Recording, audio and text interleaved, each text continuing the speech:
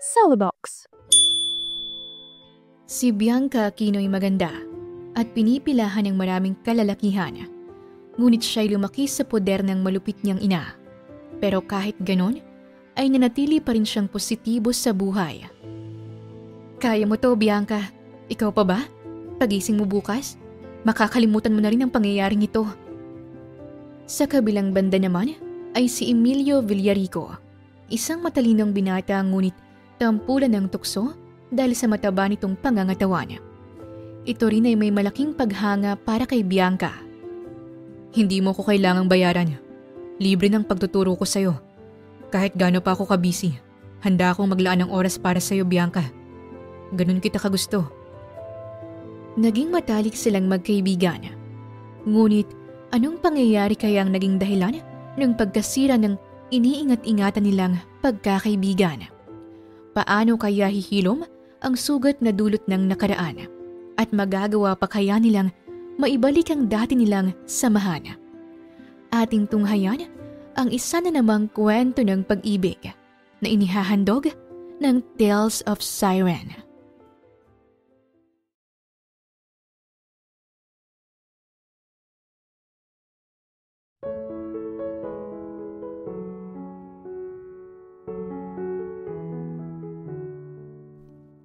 Yan na ba si Bianca, Mare?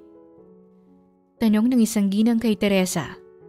Umismid at tumango naman si Teresa, tsaka nilingon si Bianca na abala sa paglalaba. Grabe, gumanda lalo si Bianca. Pwedeng pang beauty queen. Ang ganda-ganda oh. Marami na sigurong nanliligaw dyan, no? Dagdag pa ng ginang. Huminga ng malalim si Bianca at tahimik na pinakinggan pa ang usapan ng ina niyang si Teresa at ng kaibigan nito. Si Bianca Aquino ay isang 20 years old na dalaga at nasa 3 taon na siya ng kolehiyo. Bata pa lamang siya ay marami nang humahanga at pumupuri sa angkin niyang ganda. Maputi siya. Ang sabi ng nanay niya ay ipinaglihi raw siya sa gatas kaya siya maputi. Makinis ang mukha niya kahit na wala naman siyang ginagamit na skincare products. Matangos ang kanyang ilong at matambok naman ang kanyang pisngi na nagkukulay rosa sa tuwing nasisinaga ng araw. Purong Pinoy siya pero nagmumukha siyang may dugong Chinese dahil sa singkit niyang mga mata. Sumasali ba ng beauty pageant niyang si Bianca? Maganda siya at maganda rin ang katawan niya. Tiba-tiba ka dyan kapag inilaban mo yan, Teresa. Question pa ng ginang. Nako, ilang beses nang sumasali yan. Hindi naman nananalo. Maganda nga pero puro hangin naman ang laman ng utak niya. Ganda lang pero walang talino. Nga pagdating sa question and answer portion. Sabi na ba ni Teresa? Nagkasalubong ang kilay ni Bianca at nanggigigil niyang kinusot ang mga damit na nilalabhan niya. Mula pa man noon ay wala nang bilib sa kaniyang nanay niya. Bata pa lamang siya ay palagi nang pinaparamdam ni Teresa sa kanya kung gaano siya kawalang kwentang anak. Imbis na maging proud ito sa kanya, ay sinisiraan at ichinichismis pa siya nito sa mga kapitbahay nila. Umalis na ang kausap ni Teresa kaya't nilapitan na siya nito. Kanina mo pa kinukusot yan. Hindi mo pa rin natatanggal ang mantsa. Pati ba naman sa paglalaba, tatanga-tanga ka pa rin, Bianca? Sabi ng nanay niya at tinulak pa ang noo niya gamit ang hintuturo. Nay, bakit mo naman po sinabi dun sa kausap mo na nga ako pagdating sa question and answer portion? Imbis na ipagmalaki mo ko'y mas pinapahiya mo pa ako, Nay. Ano na lang ang iisipin nun tungkol sa akin? Hindi mo na dapat pang ibinabanggit sa ibang mga ganong bagay, Nay. Aba, pinapangaralan mo pa talaga ako. Kung nahihiya ka di mas galingan mo pa sa susunod. Walang kwentang pagsali mo sa mga pageant na yun dahil hindi ka naman nananalo at wala kang naiuwing pera sa akin.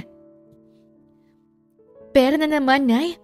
Palagi na lang tungkol sa pera ang issue mo sa akin. Nag-aabot naman ako sa iyo kahit nga yung mga bayaran dito sa bahay ako nang nagbabayad. Hindi pa rin yun sapat, Bianca.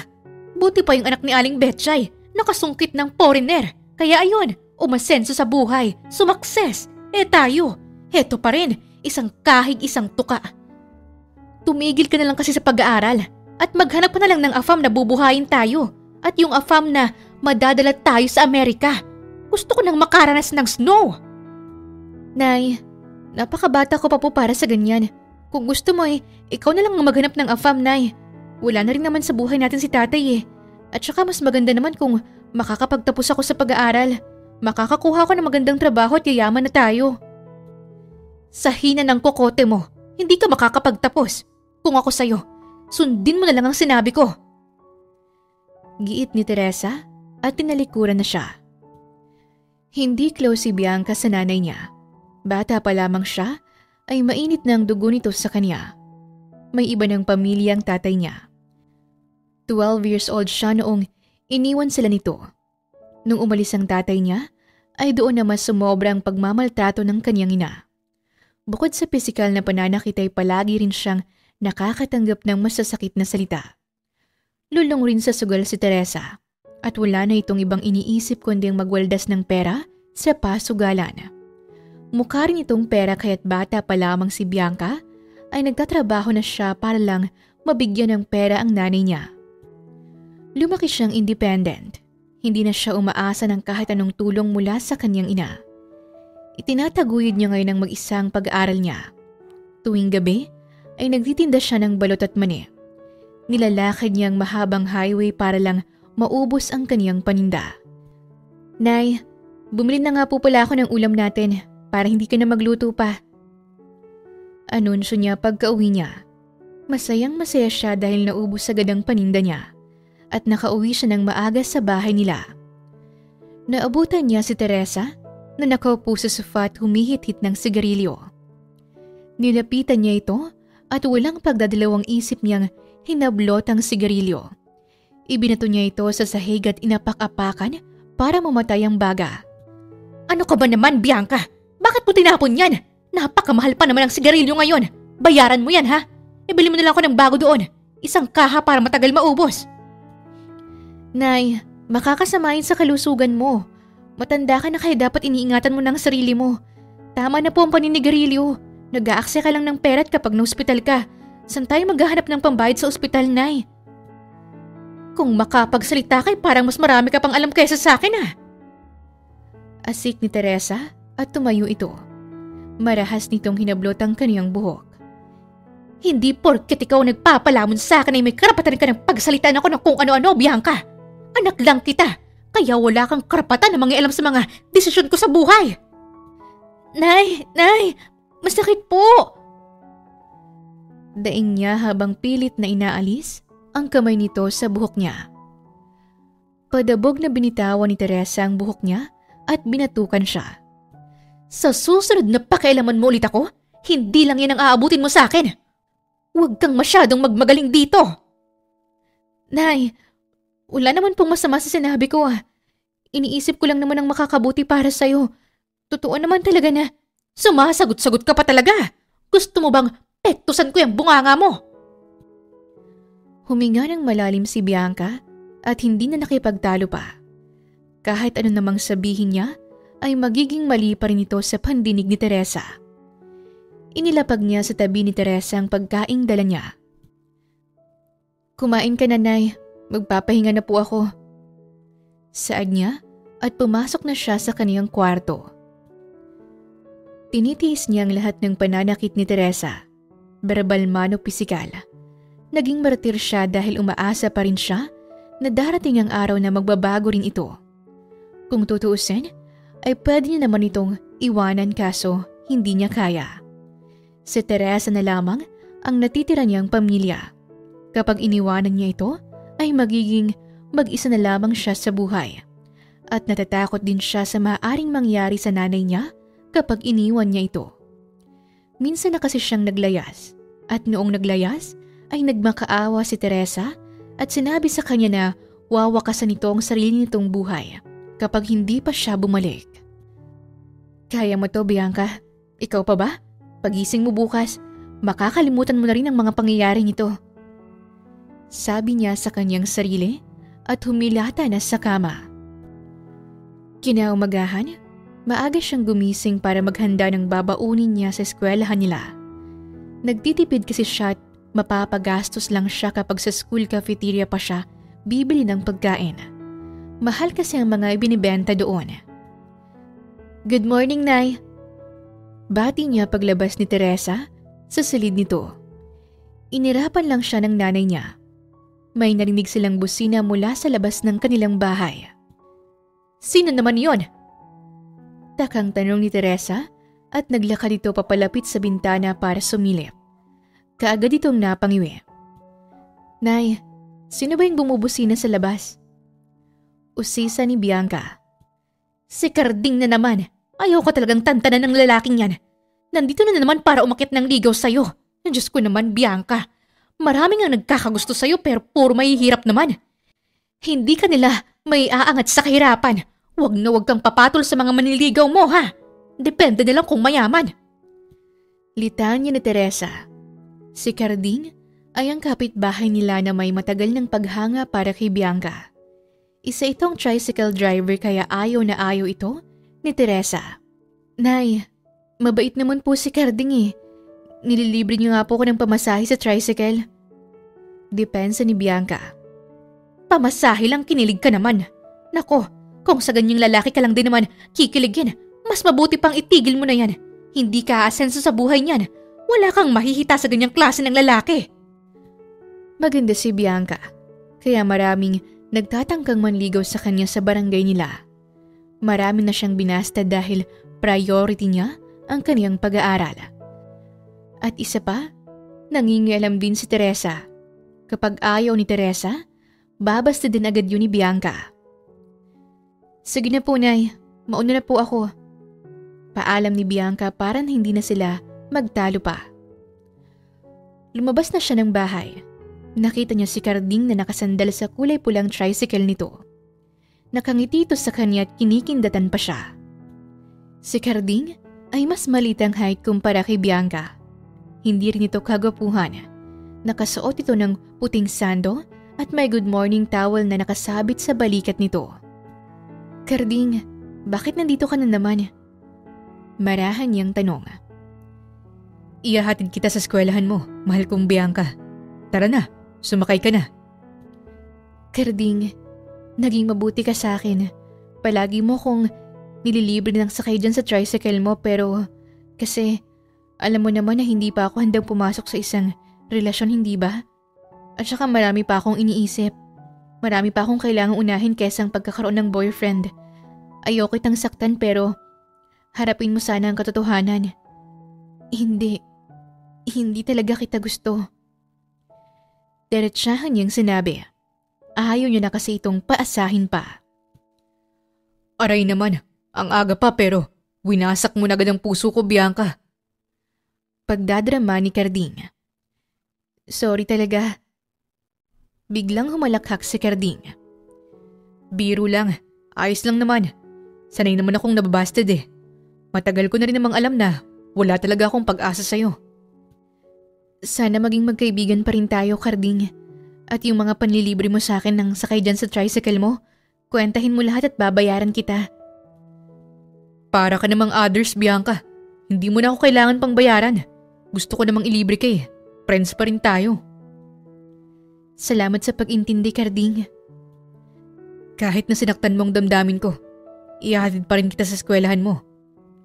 Ani Carding at inalalayan siyang makasakay sa tricycle. Napangiti siya at pinasalamatan ulit ito. Hindi lang sa barangay nila siya habulin. Kahit pa sa loob ng kanilang unibersidad, ay marami ring lalaking humahanga sa kanya. Madalas nga'y nagugulat na lamang siya dahil may naglalagay ng bulaklak at love letter sa upuan niya sa tuwing dadating siya sa kanilang classroom. Ngayong umaga ay may naglagay na naman ng bulaklak sa upuan niya. Sa lahat ng bulaklak na natanggap niya, ay ito pa lamang ang nakaagaw ng kaniyang pansin.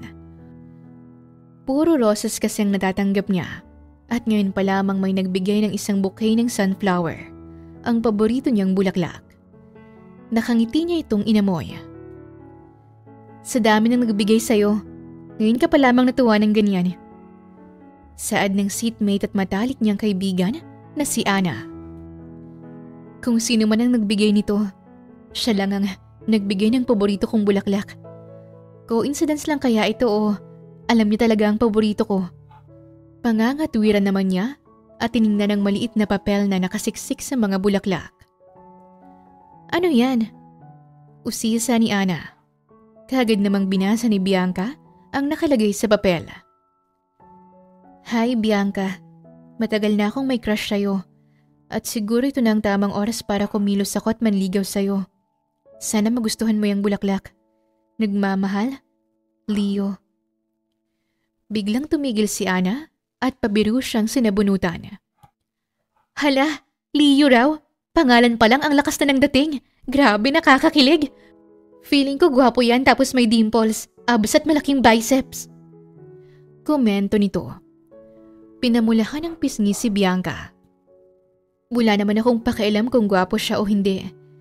Sino kaya ang Leo na to? Kapag ba nagpakilala si Leo sa'yo, may chance ba siya?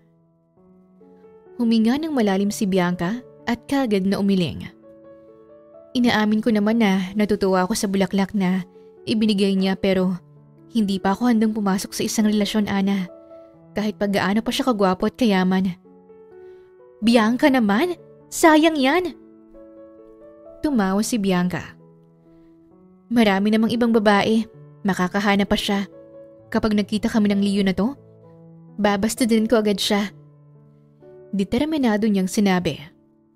Dumating na ang professor nila kaya tumigil na muna sila sa pagkukwentuhan. Buong oras ng klase ay nakatitig lang si Bianca sa bulaklak. Hindi pa rin maalis ang ngiti sa kanyang labi. May parte sa kanya na gusto nang makilala kung sino man si Leo. Siniko siya bigla ni Ana. Baka naman matunaw na yung bulaklak kakatitig mo. Umiwas ng tingin si Bianca at napalunok. Akala ko ba ayaw mo ng boyfriend? Binigyan ka lang ng bulaklak parang na-inlove ka na agad sa mystery guy na si Leo. Pangaasar pa ng kaibigan niya. Loko ka talaga, Ana. In love agad? Natutuwa nga lang ako sa binigay niyang sunflower. Depensa niya. Pagkatapos ng klase nila, ay nauna nang umuwi si Ana. Si Bianca naman ay dumaan muna sa library para mag-aral. Masyado kasing maingay ang nanay niya sa bahay nila, kaya sa school library na lang siya nag-aaral para mas makapag-focus pa siya. Inilapag na niya ang mga libro niya sa mesa at nagsimula na siyang magbasa. Ang dami namang kailangang pag-aralan. Gusto ko na lang maging uod. Sa kalagitnaan ng pag-aaral niya ay may biglang naglapag ng isang tsokolate at isang piraso ng sunflower sa mesa niya. Si Leo agad ang unang pumasok sa isip niya. Nagangat siya ng tingin at bumungad sa kanyang isang matabang lalaki na nakasuot ng eyeglasses. Halata ring masikip na ang suot nitong uniform dahil 2 botones na lang ang nakabotones. May pimple pa ito sa noo na nagmumukhang third eye sa sobrang laki. Umarko ang kilay niya. Hindi niya kilala ang lalaking ito. Hi Bianca. Bati ng lalaki at ninitian siya. Tumikim si Bianca. Hello, sa'yo ba galing ang mga ito? Bakit mo ako binigyan? Naalala mo ba yung nagbigay sa'yo ng sunflower kaninang umaga? Tanong ng lalaki. Oo, si Leo. Bakit mo natanong? Ako yun. Ako nga pala si Leo. Pagpapakilala nito, sabay lahad ng kamay. Napakurap si Bianca. Binigyan nga pala kita ng tsokolate para mas ganahan kang mag-aral. Nakakatalino raw kasi ang tsokolate. So sinasabi mo bang hindi ako matalino kaya kailangan ko to? Asik niya. Kabadong napakamot ng ulo si Leo. Nung umangat ang braso ni Leo, ay bumukas naman ang uniform nito at nagsiliparan ang mga butones niya. Ang isa pa ay tumama sa noo ni Bianca. Aray! Daing niya at sinamaan niya ng tingin si Leo. Kaagad naman siyang dinaluhan ni Leo at marahan itong hinaplos ang noo niya. Pasensya ka na Bianca, hindi ko sinasadyang masaktan ka ng butones ko. Hinihipan din ni Leo ang noo niya para mawala ang hapde. Masakit pa ba? Bigla na lamang nailang si Bianca at hinawi niya ang kamay nito. Okay na ako. Doon ka na. Aniya at marahan itong itinulak palayo. Nakabukas na ng tuluyan ang uniforme ni Leo kaya nakikita niya ang malaking tiyan nito dahil din sa manipis na suot nitong sando. Salamat sa binigay mong tsokolate. Makakaalis ka na, Leo. Ngumiti si Leo at umupo ito sa tabi niya. Hindi mo ba narindig ang sinabi ko? Ang sabi ko makakaalis ka na. Pwede mo na akong iwanan dito. Inagaw ni Leo ang libro niya. Ito palang pinag-aaralan mo ngayon. Madali lang ito at kung nahihirapan kang intindihin ito, ay pwede naman kitang turuan, Bianca. Alok nito sa kanya. We, ang hirap kaya ng subject na to. Ilang oras ko na nga itong pinag-aaralan pero wala pa rin akong naiintindihan. Malamang kahit ikaw ay wala ring maiintindihan, no? Pero na lamang kung sobrang matalino ka at ka-level mo si Albert Einstein. Paisimid niyang sambit. Ngumisi si Leo at nagsimula na itong mag-explain. Nagulat naman si Bianca. Naintindihan niya kasi ang lahat ng paliwanag nito. Wow! Mas naintindihan pa kita kaysa sa teacher ko. Ang galing mo, Leo. Ikaw na lang kayang maging teacher ko, ha? Pabiro niyang sinabi at humagikik pa siya. Pwede naman kitang i-tutor kung gusto mo, Bianca. Tutor? Mahal kaya ang tutor ngayon. Wala akong pambayad sa iyo at isa pa. Busy ka rin sa pag-aaral mo. Ayaw na kitang abalahin pa, Leo. Hindi mo naman ako kailangang bayaran. Libre na ang pagtuturo ko sa'yo. Kahit gaano pa ako kabisi. Handa akong maglaan ng oras para sa'yo, Bianca. Ganun kita kagusto. Uminit ang pisngi ni Bianca. Hindi natuloy siya makatingin ng diretso kay Leo. Ginabi na sila sa kakaaral at maraming natutunan si Bianca dahil kay Leo. Pakiramdam niya tuloy, magiging first honor na siya bukas. Sumulyap siya sa orasan. Nanlaki ang mga mata niya at kagad niyang iniligpit ang mga gamit niya. Kailangan ko na palang umuwi, Leo. Naghihintay na si nanay sa akin. Baka kasi masermonan na naman niya ako eh. Maraming salamat nga pala sa pagtulong mo sa akin ngayong araw. Mauna na ako ah. Paalam niya at nagmamadali siyang lumabas ng library. Habang naglalakad siya sa mahabang hallway, ay nararamdaman niyang may parang sumusunod sa kanya. Natatakot naman siya at ayaw niyang lingunin ito. Tahimik na sa paligid at wala na siyang nakikitang ibang tao. Pinakalma niya ang sarili niya at nagtago siya sa likod ng isang pader at inabangan ang pagsulpot ng kung sino mang nakasunod sa kanya. Maya-maya pa ay may nakita siyang mga paa. Kaagad niya itong pinatid. Bumagsak tuloy ang lalaking nakasunod sa kanya. Aray ko! Leo? Leo naman! Ikaw lang pala yan! Akala ko kung sino nang sumusunod sa akin eh. Nakahinga siya ng maluwag. Inalalayan niyang makatayo sa Leo. Halos pumutok na ang mga ugat niya sa katawan sa sobrang bigat nito. Pinagpapawisan din siya ng husto. Sorry Leo, ikaw naman kasi eh. Tinakot mo ko. Akala ko multo ka o may masamang bala ka sa akin. Bakit mo ba kasi ako sinusundan ha? Inilahad ni Leo ang isang kulay asul na notebook. Naiwan mo to sa library. Hinabol kita para isaoli sana to. Ah, salamat. Gabi na Bianca. Gusto mo bang ihatid kita pa uwi? Ihahatid? Hindi na. Pero may sasakyan ka? Wala. Maglalakad lang tayo.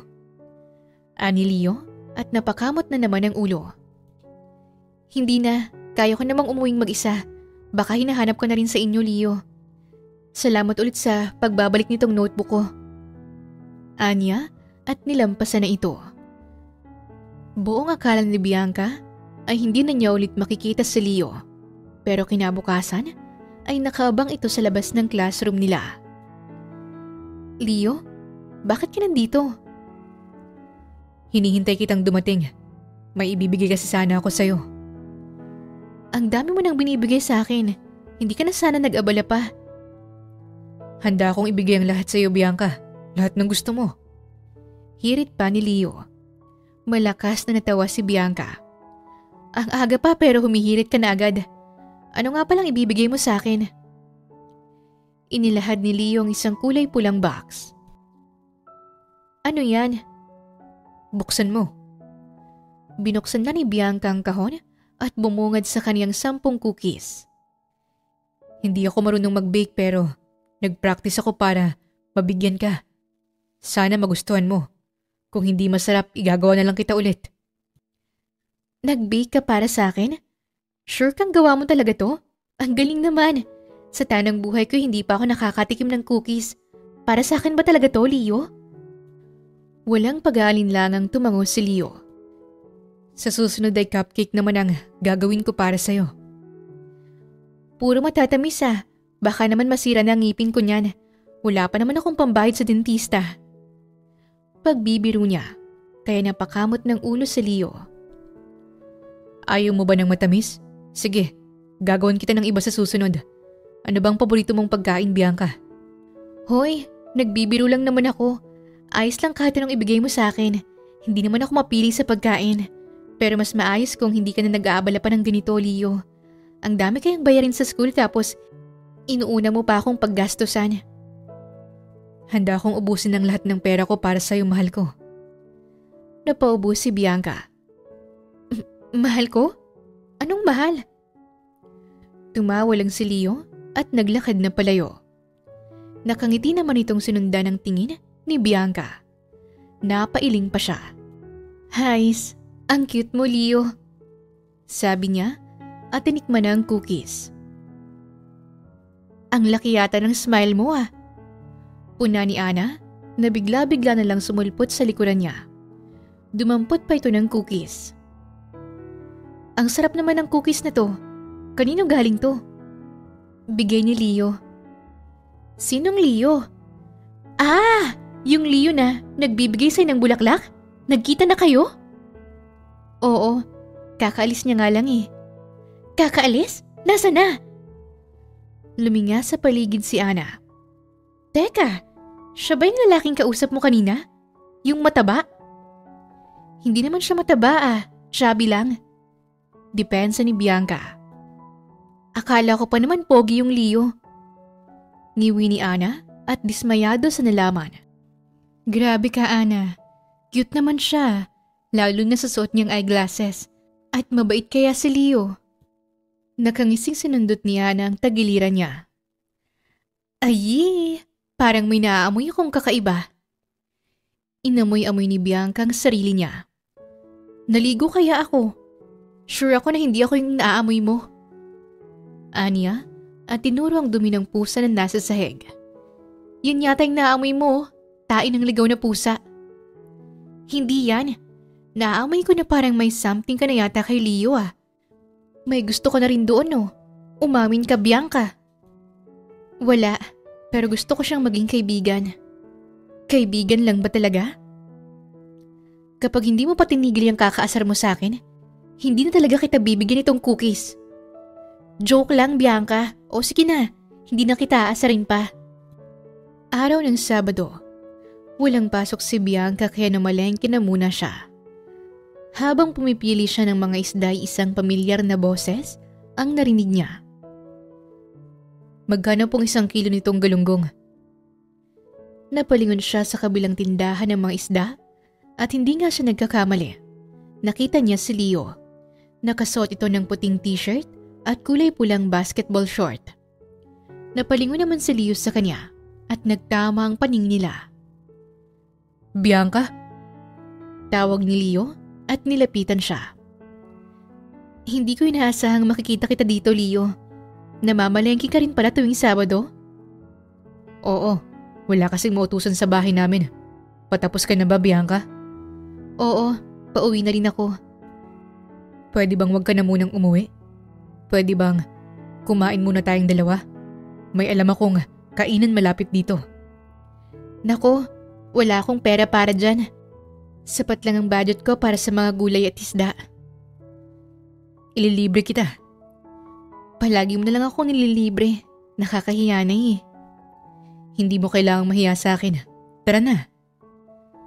Tatanggi pa sana siya pero hinila na siya ni Leo. Tumigil sila sa isang karinderya. Kaagad na umorder si Leo. In-order ko na lahat ng specialty nila dito. Sana magustuhan mo, Bianca. Napakadami naman ng mga to. Hindi ko to mauubos lahat, Leo. Nakalimutan mo yata kung sinong kasama mo, Bianca. Pabirong hirit ni Leo. Ako ang bahalang umubos kapag hindi mo na kaya. Isang subo ko lang naman ang lahat ng ito. Natawa si Bianca at nagsimula ng kumain. Aliw na aliw si Bianca habang pinapanood ang pagkain ni Leo. Natigilan tuloy sa pagsubo si Leo at bigla itong nahiya. Pasensya ka na. Siguro iniisip mo na patay gutom ako dahil sa lakas kong kumain. Wala naman akong iniisip na ganon. Nakakatuwa kang ang panoorin eh. May sauce ka nga pala sa ilong mo. Tugon niya at inabutan ito ng tissue. Kayo palang ni Mamang natutuwa habang pinapanood akong kumakain. Yung iba, nandidiri eh. Close ka ba sa mama mo, Leo? Oo naman. Si Mama na lang kasi ang kasama ko sa buhay. Pareho lang pala tayo eh. Si Mama na lang din ang kasama ko. Matagal na kasing wala si Papa. Sumakabilang bahay na. Ang pinagkaiba lang natin ay hindi ako close sa nanay ko. Para kaming aso at pusa sa dalas naming magtalo. Puro kami sigawan sa bahay. Bakit naman hindi kayo malapit sa isa't isa? Bata pa lang ako eh. Ganun na talaga siya eh. Ayaw niya sa akin. Sinira ko kasi yung pangarap niya. Paano mo naman nasira ang pangarap ng nanay mo? Dating modelo si nanay. Sikat na modelo sa henerasyon nila. Kaso, nabuntis siya ng tatay ko. Nabuntis ng maaga. Wala sa plano nila ang mabuo ako. Nung pinanganak niya ako, araw-araw niyang pinaparamdam sa akin kung anong kamalasan ang dinulot ko sa buhay niya. Naglaho rin yung magandang katawan na puhunan niya sa pagtatrabaho magmula nung isinilang niya ako. Wala ka namang kasalanan sa nangyari. Hindi ka naman kasali nung gumagawa sila ng milagro. Kaya bakit ikaw ang sinisisi niya sa lahat? Pinipilit ko na lang na intindihin siya. Hais, bakit ka ba kinukwento sa iyong mapaklakong buhay? Okay lang naman sa akin, Bianca. Handa akong makinig sa iyo araw-araw. Handa rin akong damayan ka. Salamat, Leo. Salamat din sa libre ah. Busog na busog ako. Ang laki nga ng tiyan ko at hindi na ako makahinga sa sobrang kabusugan. Pagkatapos nilang kumain ay, sinamahan siya ni Leo pauwi sa kanila.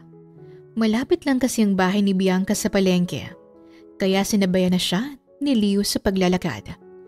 Ayaw niya namang ipagtabuyan ito dahil inilibre siya nito kanina. Habang naglalakad sila, ay pinagtitinginan sila ng mga tao. Ang daming nakatingin sa atin ah. Artista na ba tayo? Baka mamaya may lumapit sa atin at magpa-autograph bigla. Pagbibiro ni Bianca, napansin niya ang pananahimik ni Leo. Hoy Leo, ayos ka lang ba? Bakit bigla kang natahimik dyan? Ang daldal mo kanina tapos ngayon, ni isang salita ay wala nang lumalabas dyan sa bibig mo. Magsalita ka naman. Masarap kayong magkwentuhan habang naglalakad. Pinagtitinginan nila tayo dahil sa akin. Siguro, iniisip nila kung bakit ka sa kasama mo ang matabang kagaya ko. Ano naman? Huwag mo na silang intindihin. Gusto mo bang pitikin ko isa-isang mga tenga at nguso nila? Hindi ka ba nahihiya na kasama mo ko, Bianca? Bakit naman ako mahihiya? Ano bang nakakahiya sa'yo? Sa tuwing kasama mo ko, ay para kang may kasamang baboy. Hindi ka naman baboy ah. Bakit bang nega mo, Leo? Hindi mo na dapat pang pinapansin ng mga taong wala namang naiambag sa buhay mo. Hanggat hindi silang nagpapalamon sa'yo, wala silang say sa buhay mo. At wala namang baboy na nakakapagsalita kaya hindi ka baboy, okay? Tao ka. Cute na tao. Inayos ni Leo ang suot nitong salamin. Nakukitan ka sa akin? Manghang tanong nito. Kaagad na tumango si Bianca. Oo naman, ang cute kaya ng mga pisngi mo, matambok, kagaya ng mga pisngi ko. Salamat Bianca, pinapalakas mo ang loob ko. Habang naglalakad sila, ay dalawang lalaki ang bigla na lamang humarang sa kanila. Hindi ito kilala ni Bianca dahil mga dayo ito. Hold up to! Amin na lahat ng pera nyo! Banta ng isang lalaki at tinutukan sila ng kutsilyo. Wala kaming pera. May hirap din kami. Gipit din. Baka nga sumama pa kami sa inyo sa pang-hold up. Sagot ni Bianca, kaya sa tapat na mismo ng mukha niya nakatutok ang kutsilyo. Hindi kami nakikipagbiroon sa'yo, miss. Ilabas mo ang pera at cellphone mo. Singhal ng holdupper. Huwag niyo siyang sasaktan. Sabat ni Leo at walang kahirap-hirap na inagawang kutsilyo. Binali niya pa ito. Sinipa niya rin ang mga lalaki hanggang sa nagtakbuhan ng mga ito paalis. Napaawang ang mga labi ni Bianca. Hindi siya makapaniwala sa nangyari. Napatingin siya sa nakabuloktot na kutsilyo. Hinawakan niya ang kamay ni Leo para tignan kung dumudugo ba ito. Ang astig mo! Nabuloktot mo yung kutsilyo pero hindi dumudugo ang mga kamay mo. Nakakapagtaka. Ipinakita ni Leo ang kutsilyo sa kanya. Peke lang naman kasi ang kutsilyong ito. Hindi ito makakabutas ng katawan ng tao. Paliwanag ni Leo at natawa. Inagaw ni Bianca ang kutsilyo. Kinabahan pa ako tapos peke lang pala to? Hanap ng mga holdupper yun. Kapag nakasalubong ko ulit sila sa daan, matitikman talaga nilang ganti ng isang ape. Salamat sa pagtatanggol mo sa akin, Leo. Ang dami mo na talagang nagawa para sa akin. Ang laki na ng utang na loob ko sa'yo. Hindi ko alam kung paano pa kitang mababayaran sa lahat ng kabutihang pinakita mo sa akin. Basta pumayag ka lang na maging magkaibigan tayo. Sapat na yun sa akin, Bianca. Sige ba, magkaibigan na tayo magmula ngayon. Narating na nila ang bahay ni Bianca. Salamat ulit sa paghatid mo sa akin pauwi, Leo. Wala nga naman. Diyan ka ba nakatira? Oo. Pasensya na kung hindi kita maaya sa loob Hindi pa kasi ako nakakapaglinis ng bahay. At baka lasing na naman si nanay. Baka kung ano pang masabi niya sa'yo. Okay lang, Bianca. Sige, mauna na ako. Paalam ni Leo. Mag-iingat ka pa uwi, Leo. Sabi naman niya at kinawayan ito. Noong nawala si Leo sa paningin niya, ay pumasok na siya sa loob ng bahay nila. Sino yung kasama mo? Usisa ni Teresa. Napatalon si Bianca sa sobrang gulat. Nay naman, nakakagulat ka naman po. Sino nga sabing naghatid sa'yo pa uwi? Si Leo po, Nay. Boyfriend mo? Kaibigan ko lang po. Bagong kaibigan. Sigurado ka ba? Baka naman nagpapaligo ka na. Hindi naman mukhang mayaman ang Leo na yon. At hindi pa kagwapuhan. Mataba pa. Kaya huwag kang papayag na maging shota yun. Pumili ka ng gwapo na mayaman para tiba-tiba ka talaga. Magkakapera ka na? Gwapo at maganda pang magiging anak mo. Anak agad, Nay? Grabe naman po yun. At saka hindi naman po ako bumabase sa yaman at itsura. Kung mahal ko talaga. At magkaibigan lang po talaga kami ni Leo, Nay. Maiba ako. May pera ka ba dyan? Naubos ko na po sa pamamalengke, Nay. Ay sus! Kaunti lang naman yung pinamili mo. Imposibleng naubos na agad ang pera mo. Akin na, Bianca. Huwag kang ang madamot. Nay naman, wala nga po. Sa pilitang hinalughog ni Teresa, ang mga bulsa niya hanggang sa may nakuha itong 100 piso. Ano to? May pera ka pa naman pala. Nagdadamot ka pa. Nay, pambaon ko yan para bukas. Ay sus, baon-baon ka pa? Hindi ka rin naman makakapagtapos ng pag-aaral dahil sa hina ng kokote mo. Alis na ako. Hinihintay na ako ng mga kumare ko. Maglalaro kami ngayon sa pasugalan. Magsusugal ka na naman, Nay. Pwede bang manahimik ka, Bianca? Nagmamagaling ka na naman. Sita ng nanay niya at lumabas na ito ng bahay. Napaupo na lang siya sa sofa at napahilot sa kanyang sentido. Sa paglipas ng mga araw ay mas lalo pang napalapit sina Bianca at Leo sa isa't isa. Sabay silang kumakain tuwing lunch break at tuwing uwian naman ay inihahatid siya ni Leo pa uwi. Nagyaya si Bianca na magkita sila sa dagat. Gusto niya kasing maligo at ayaw namang sumama ni Ana, kaya si Leo na lang ang inaya niya. Sigurado kasi siya na hindi ito tatanggi sa kanya. Nakaupo siya sa batuhan habang hinihintay si Leo. Kanina pa niya gustong lumangoy pero ayaw niya namang magtampisaw mag-isa. Makalipas ang ilang minuto niyang paghihintay, ay dumating na rin si Leo. Nakasuot ito ng itim na short at puting sando. Naka-expose tuloy ang matatambok nitong mga braso. Leo, akala ko hindi ka nasisipot. Masay niyang sambit at nanggigigil na pinisil ang braso ni Leo. Nauna nang maglakad si Leo papalapit sa tubig. Bumaba ang tingin ni Bianca sa binti nito.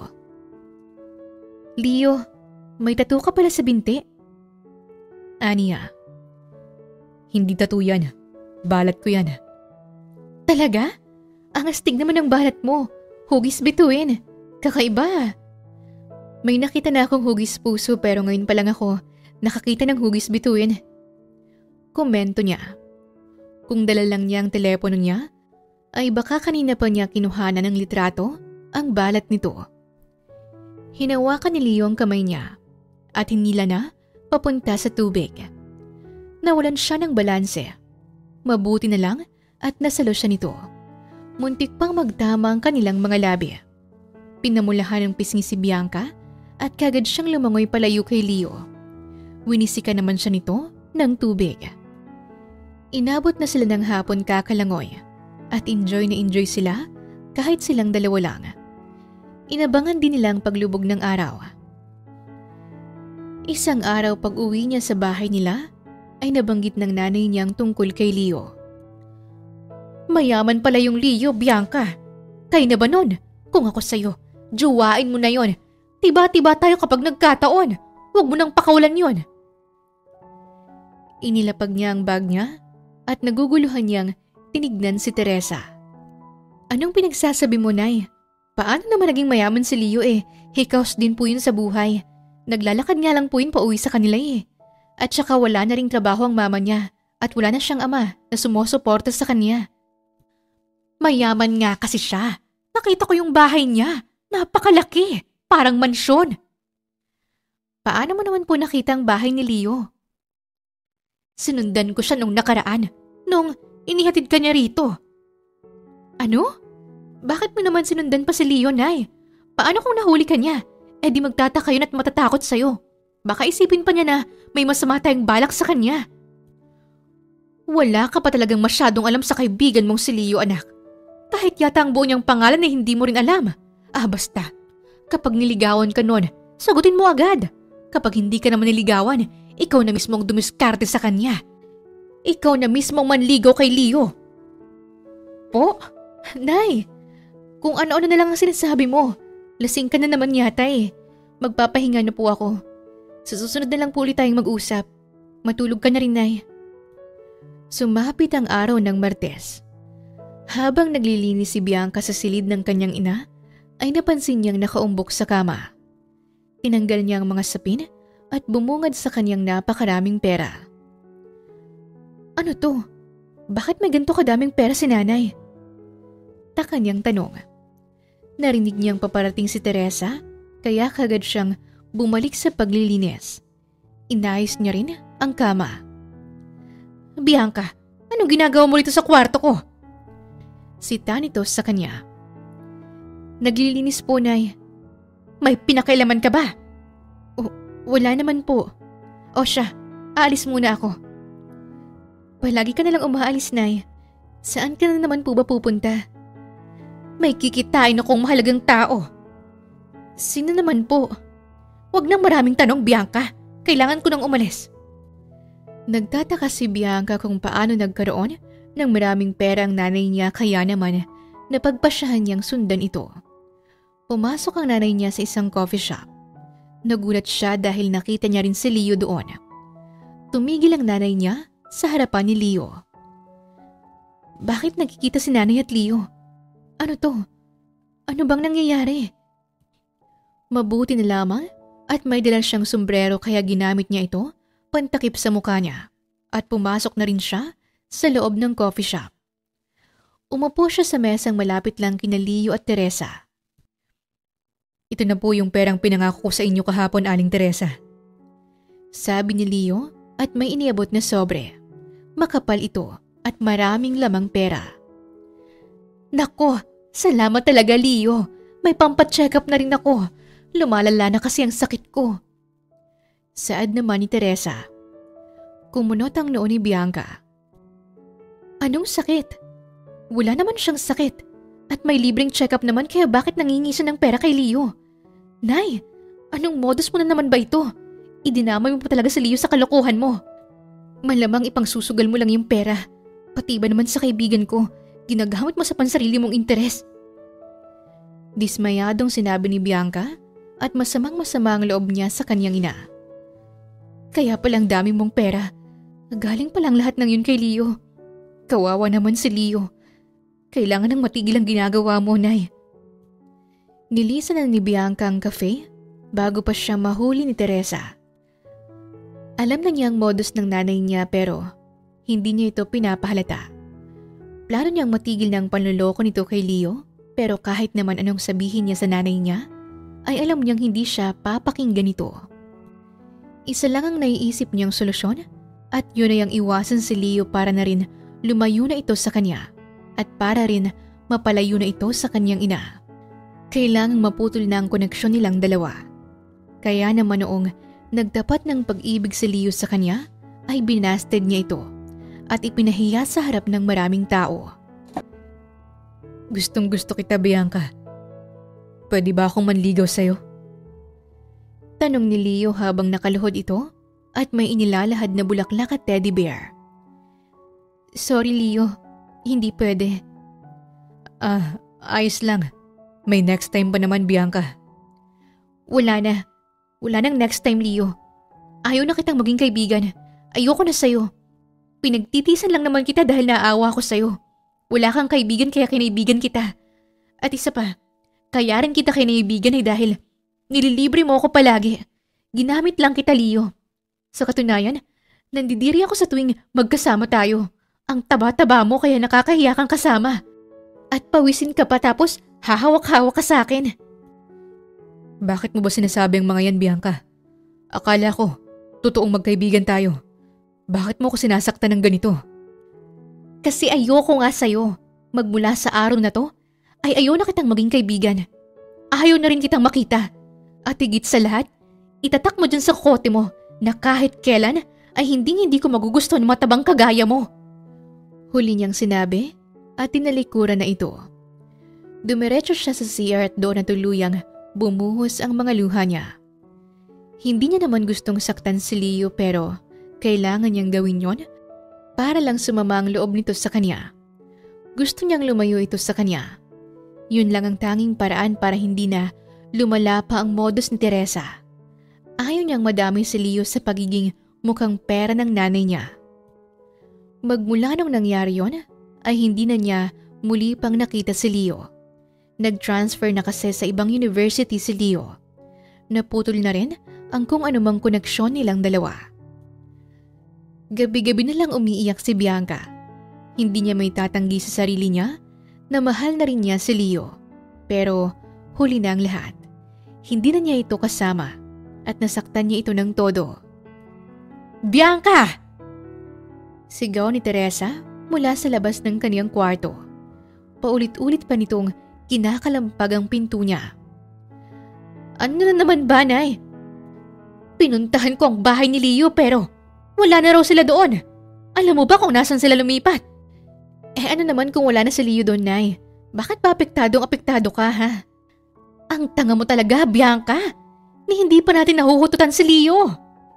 Hindi pa ba talaga, Nay? Sa pagkakaalam ko kasi, ilang libo na ang nahutot mo sa kanya. Hinihingan mo ng pera sa Leo nang wala man lang akong kaalam-alam. Kasalanan mo ang lahat ng ito, Nay. Kasalanan mo kung bakit umalis si Leo. Ikaw nagsimula ng kaguluhang ito. Ano?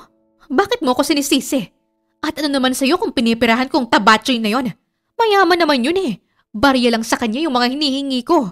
At diba, boyfriend mo naman yon. Kaya dapat lang hingan ko yun ng pera. Hindi ko po naging boyfriend si Leo. At hindi na mangyayari pa yon. Lumipas ang mga taon at hindi na niya muli pang nakita si Leo. Sinubukan niyang tawagan ang number nito pero hindi na niya ito makontak. Hindi nakapagtapos ng pag-aaral si Bianca ni hindi niya natapos ang unang semester niya nung third year siya. Yung perang pambayad niya kasi sa tuition niya ay ninakaw ni Teresa at ipinangsugal. Galit na galit siya at doon niya na rin tuluyang iniwanan ito. Tumakas siya sa bahay nila at namuhay ng mag-isa. Nakatira siya ngayon sa isang maliit at masikip na apartment. Wala rin siyang permanenteng trabaho. Nag-iipon naman siya ng pakonti-konti dahil balak niya pa ring bumalik sa pag-aaral. Bianca, may magandang balita ako para sa'yo. Sigaw ni Maloy, ang babaeng nakatira sa tabi ng apartment niya. Payat ito at may maliit na height. Maiksi ang buhok at maraming burloloy na nakasabit sa katawan. Isa lang ang leeg pero 5 ang kwintas na suot nito. Ang mga braso naman ni Maloy ay punong-puno ng iba't ibang bracelet.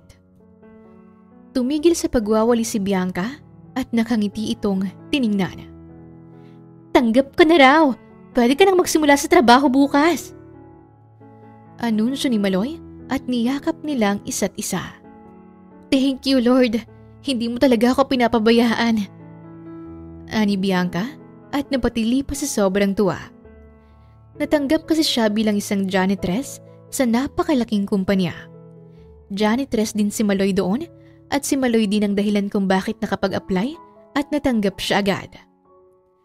Salamat din sa tulong mo, Maloy. Nako, walang anuman no. Masaya akong natutulungan kita. Dala ko na nga rin pala yung uniform na susuotin mo para bukas. Itutur na rin kita sa bawat sulok ng building. Ipapakilala rin kita sa head janitress natin. Mabait yon.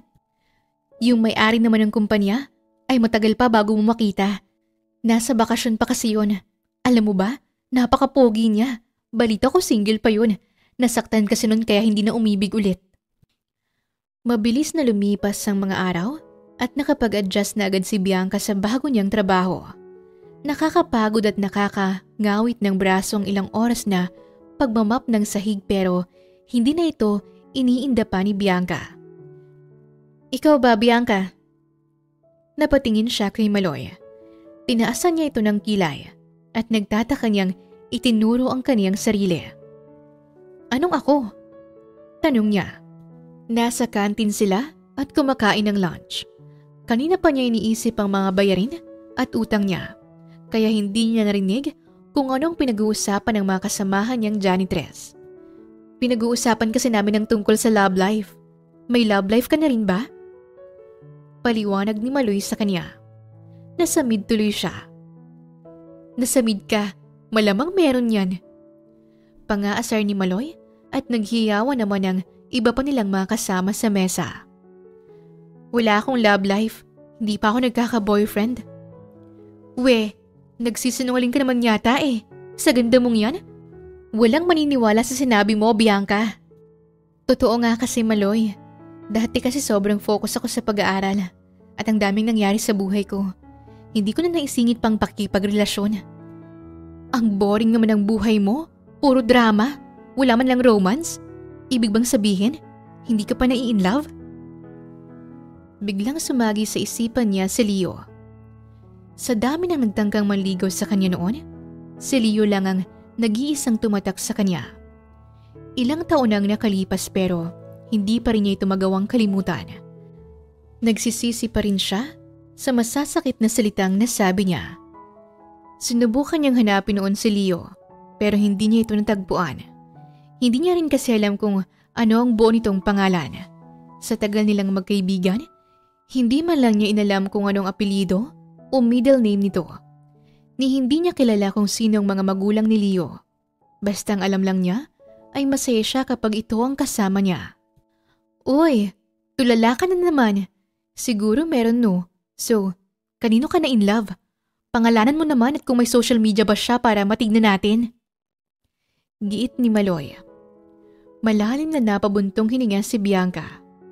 Iniligpit na niya ang pinagkainan niya at tumayo na. Patapos ng lunch break, mauna na ako. Sisimulan ko na agad ang trabaho ko para makauwi ako ng maaga. Palusot niya at hindi niya nahinintay pang makapagsalita ang mga ito. Didiretso na sana siya sa lucky room pero nakarinig siya ng hiyawan sa bandang lobby ng building. Naglakad siya papunta doon at naabutan niya ang kumpulan ng mga tao. Nasa gitna nilang lahat ang isang matangkad na lalaki. Nakasuot ito ng puting long sleeve at nakabukas ang 2 naunang butones nito. May suot din itong shades. Sino naman ang lalaking yan? Bagong kliyente ng kumpanya? Model? Brand ambassador? Kuryoso niyang tanong. Si Sir Emilio yan. Sabat ni Maloy. Nasa tabi niya na pala ito. Sir Emilio? Sino naman si Sir Emilio? Siya lang naman ang kaisa-isang tagapagmana ng pamilyang Villarico. Sa madaling salita, siya ang boss nating lahat. Siya yung sinasabi ko sa'yo na gwapong boss natin. Parang nakita ko na siya noon. Hindi ko alam kung saan. Saad ni Bianca. O siya, babalik na ako sa trabaho.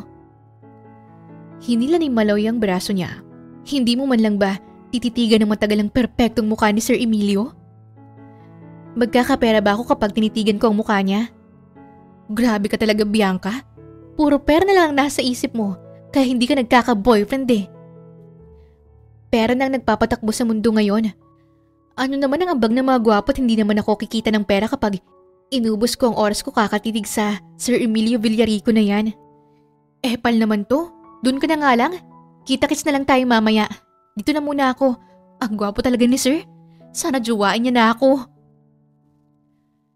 Napailing na lamang si Bianca at bumalik na sa pagmamap ng sahig. Habang nililinisan niya ang sahig, ay biglang sumulpot si Emilio. Pareho silang nagulat. Sir Emilio, magandang umaga, tanghali, hapon, magandang araw po pala. Kabado niyang bate. Nauutal pa. Paano ko natanggap dito? Po? Never mind. Napasinghap si Bianca nang bigla na lamang binuhusan ng kape ni Emilio ang sahig na kakatapos niya lang imap. Sir, bakit mo ginawa yon? May reklamo ka? Trabaho mo naman yan, hindi ba? Linisin mo. Pagsusungit ni Emilio at nilampasan na siya. Inis niya itong sinundan ng tingin at umamba pa siyang babatuhin ito ng map. Gwapo sana pero suplado naman. Akala ko pa naman mabait. Kampon pala ni Satanas. Asik niya. Sinong kampon ni Satanas, Bianca? Usisa ni Maloy. Para kang kabuteno, kahit saan ka nalang sumusulpot. Sino ba kasing kaaway mo dyan? Nagsasalita ka ng mag-isa. Si Sir Emilio, ang sama-sama ng ugali niya. Sinadya ba naman niyang buhusan ng kapitong sahig? Baka naman dumulas lang sa kamay niya. Kitang-kita ko, Maloy. Sinadya niyang gawin yun. Kung dumulas man sa kamay niya, di sana nalaglag pati na rin yung cup. Pero bakit naman yun gagawin ni Sir? At saka, paano siya naging kampo ni Satanas? Mabait kaya si Sir Emilio. Lahat ng mga staff dito sa kumpanya ay walang reklamo tungkol sa pamamalakad niya. At saka grabe din yan magbigay ng pabonus tuwing Pasko at New Year. Basta, ayoko na agad sa kanya. Kahit na ayaw mo pa sa kanya, wala ka nang magagawa pa dahil siyang boss natin. Siyang nagpapasahod sa atin. Hayaan mo na lang si Sir. Baka tinitest ka lang kasi baguhan ka pa. Pero ang alam ko talaga mabait siya eh. Baka naman dina-joke ka lang. Pwes, hindi nakakatuwang joke niya. Hindi bagay sa kanya maging joker. Sa sumunod na araw, ay nakangiti siyang nilapitan ni Maloy. Bianca, may ibabalita nga pala ako sa'yo. Mukhang good news yan, Maloy ah. Oo, good news talaga to. Gusto kasi ni Sir Emilio na palitan na yung janitress na nakatoka sa paglilinis ng opisina niya at ikaw ang napili niya. Akala ko ba good news? Paano naman naging good news yan, Maloy? Good news kaya yun. Masisilayan mo ng ilang oras si Sir Emilio. Makikita mo pa kung paano siya magtrabaho at mapapalapit ka sa kanya. Sayang nga eh. Gusto ko sanang magpresenta pero ang sabi ng head natin, ikaw daw ang gusto ni Sir na maglinis ng opisina niya. Bakit naman ako? Ayoko. Mukhang may galit sa akin yun eh. Kabado niyang sinabi. Utos ni Sir yun. Bawal mong suwayin. Kapag tumanggi ka, matatanggal ka sa trabaho. Sige na. Dalhin mo na sa opisina ni Sir ang gamit mo panlinis. Ani Maloy. Nakailang dasal na si Bianca habang tulak-tulak ang cart na puno ng gamit panlinis. May suot siyang makapal na gloves pero nilalamig pa rin ng sobra ang mga kamay niya. Narating na niya ang opisina ni Emilio. Kumatok siya ng 3 beses. Walang sumagot kahit pumasok na lang siya. Sinong nagsabi sa'yo na pwede kang pumasok dito nang hindi man lang kumakatok? Bungad agad sa kanya ni Emilio. Kumatok po ako, sir. Hindi ko narinig. Napakamot ng ulo si Bianca at lumabas siya ng opisina. Kinatok niya ulit ang pinto. Eto sir, naririnig mo na? Lalakasan ko pa para marinig mo. Pumasok ka na ulit at simulan mo ng paglilinis mo. Dapat matanggal ang lahat ng alikabok at dumi na nandito. Pati yung mga bintana, linisin mo. Okay po sir. Pero bago yan, ipagtimpla mo muna ako ng kape. Po? Sir, ipapaalala ko lang po na janitress po ako dito, hindi. Nagrereklamo ka? Reklamo? Wala yun sa bokabularyo ko, no? Ipagtitimpla na po kita ng kape, mahal na Haring Satanas. Anong Satanas? Pikit matang naglakad palabas si Bianca. Nakasimangot siya habang pinagtitimpla ito ng kape. Gusto niyang magantihan si Emilio kaya konting asukal lang ang inilagay niya para pumait ang lasa ng kape. Pagkatapos ay nakangiti na niya itong inilapag sa harapan nito. Ito na po ang kape niyo, sir. Tahimik na sumimsim sa kape si Emilio. Inaabangan naman ni Bianca ang magiging reaksyon nito.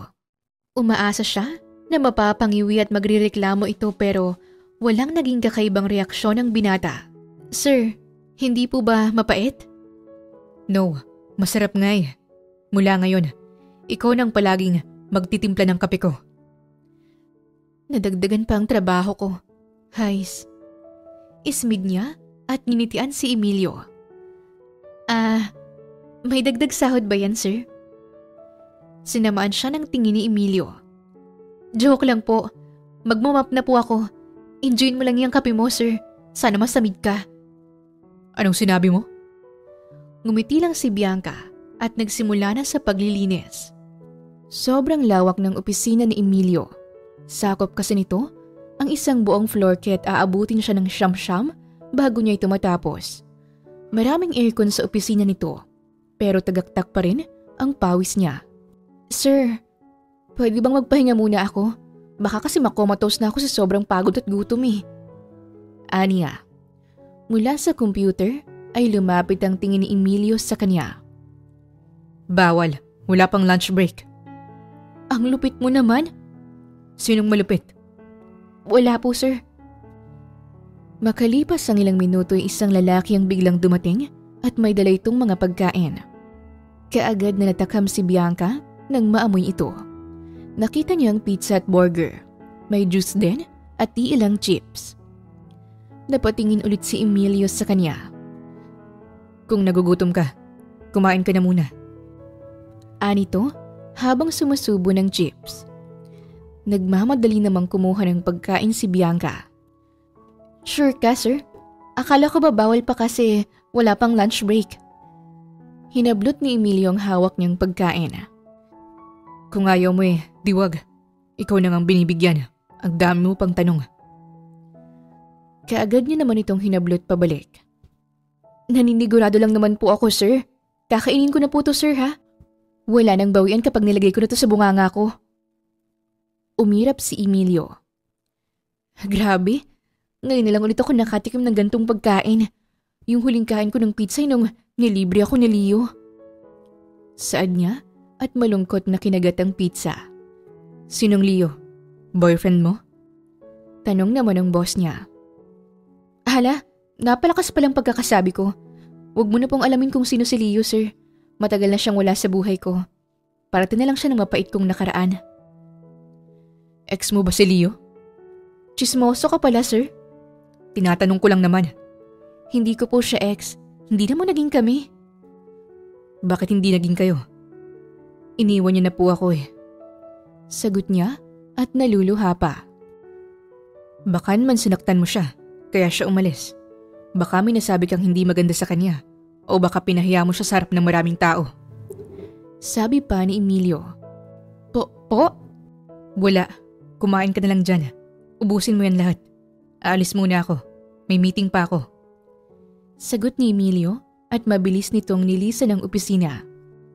Nararanasan naman ni Bianca ang kabaitan ni Emilio pero madalas ay binibwisit pa rin siya nito. Palagi siyang pinapagalitan at inuutusan ng kung ano-ano. Janitress lang dapat ang papel niya sa kumpanya. Pero kung ano-ano na ang ipinapagawa ni Emilio sa kanya. Hindi naman siya makapagreklamo dahil ayaw niyang mawala ng trabaho. Isang araw ay inutusan siya ni Emilio na bumili ng pagkain. Naisipan niyang gumanti, kaya naman pinuno niya ng sili ang pagkaing pinapabili nito sa kanya. Tignan natin kung hindi ka mapasigaw sa anghang nito. Sa dami ng siling nilagay ko, almoranas talagang aabutin mo. Makakaganti na rin ako sa'yo. Grabing pagpapahirap ang ginagawa mo sa akin, Sir Emilio. Ngayon mo na matitikman ang ganti ng api. Anya, at tumawa pa ng napakalakas. Nababaliw na yata siya, sabi ng isang customer sa restaurant na pinagbilhan niya. Napalunok si Bianca at bumalik na sa opisina ni Emilio. Sir, nandito na po ang order mo. Enjoy po, sabi niya at marahan itong inilapag sa harapan ng binata. Akala niya magtatagumpay na siya ngunit hindi naman nangyari ang reaksyong inaasahan niya. Napangiti pa nga si Emilio at sarap na sarap sa kinakain nito. Teka, bakit hindi ka naaanghangan? Napakarami kaya nang nilagay kong sili dyan. Mga 20 pa nga yun eh. Taka niyang sambit. Tumawa si Emilio. Ilang buwan ka palang nagtatrabaho sa akin pero alam mo na agad kung anong magusto ko, Bianca. Paano mo na lamang mahilig ako sa manghang? Halos malaglag ang panga ni Bianca. Palpak ang plinano niyang paganti. Pero hindi siya pinanghihinaan ng loob. Alam niyang darating din ang araw na magagantihan niyang pagmamalupit ng boss niya. Isang gabi, tapos ang trabaho niya pero hindi pa rin siya umuwi. May pinaplano na naman kasi siya. Umuwi ng mga staff maliban na lang sa security guard at kay Emilio na abala pa rin sa pagtatrabaho. Naisip ni Bianca na takutin ito. Nilagyan niya ng maraming pulbo ang mukha niya at nagsuot siya ng puting dress na may mantsa ng peking dugo. Nagsuot din siya ng mahabang wig. Dumaan muna siya sa CR. Napatili siya nang makita ang refleksyon niya sa salamin. Multo! Sigaw niya. Habol-habol pa ang kaniyang hininga. Dapat si Sir Emilio matatakot, hindi ako. Sermon niya sa kaniyang sarili. Nagtungo na siya sa opisina ni Emilio. Ang una niyang ginawa ay kinatok niya ang pinto ng opisina nito tsaka siya nagtago sa likod ng malaking banga. Nakita niyang sumilip si Emilio. Sinong nandyan? Tanong pa nito. Nagpipigil ng tawa si Bianca. Nung nawala na si Emilio, ay kinatok niya ulit ang pinto at pagkatapos ay bumalik sa pinagtataguan niya. Sino ba kasing nandyan? Sigaw ni Emilio. Isinara na ulit ni Emilio ang pinto. Sigurado kong nanginginig ng mga tuhod niya sa sobrang takot. Sabi ni Bianca sa kaniyang isipan. Akmang kakatukin niyang muli ang pinto pero bago pa niya magawa yon, ay nauna na itong bumukas. Napapikit siya nang tumama sa mukha niya ang ilaw na nagmumula sa flashlight na hawak ni Emilio. Nakangisi pa si Emilio sa kanya. Anong trip mo? Naka-costume ka pa? Puna ni Emilio at malakas itong natawa. Pumalpak na naman ang plano niya. Inayos niyang tumabingi niyang wig. Malayo pang Halloween pero nananakot ka na agad. Hindi ka ba takot? Kanino naman ako matatakot? Sa'yo? Sa multong nakasuot ng rubber shoes at may mancha ng ketchup ang damit? May harina pa yung mukha mo at hindi pa nakalagay ng maayos ang wig. Color pink pang lipstick mo. Napanguso si Bianca. Para lang malaman mo, hindi ako takot sa multo.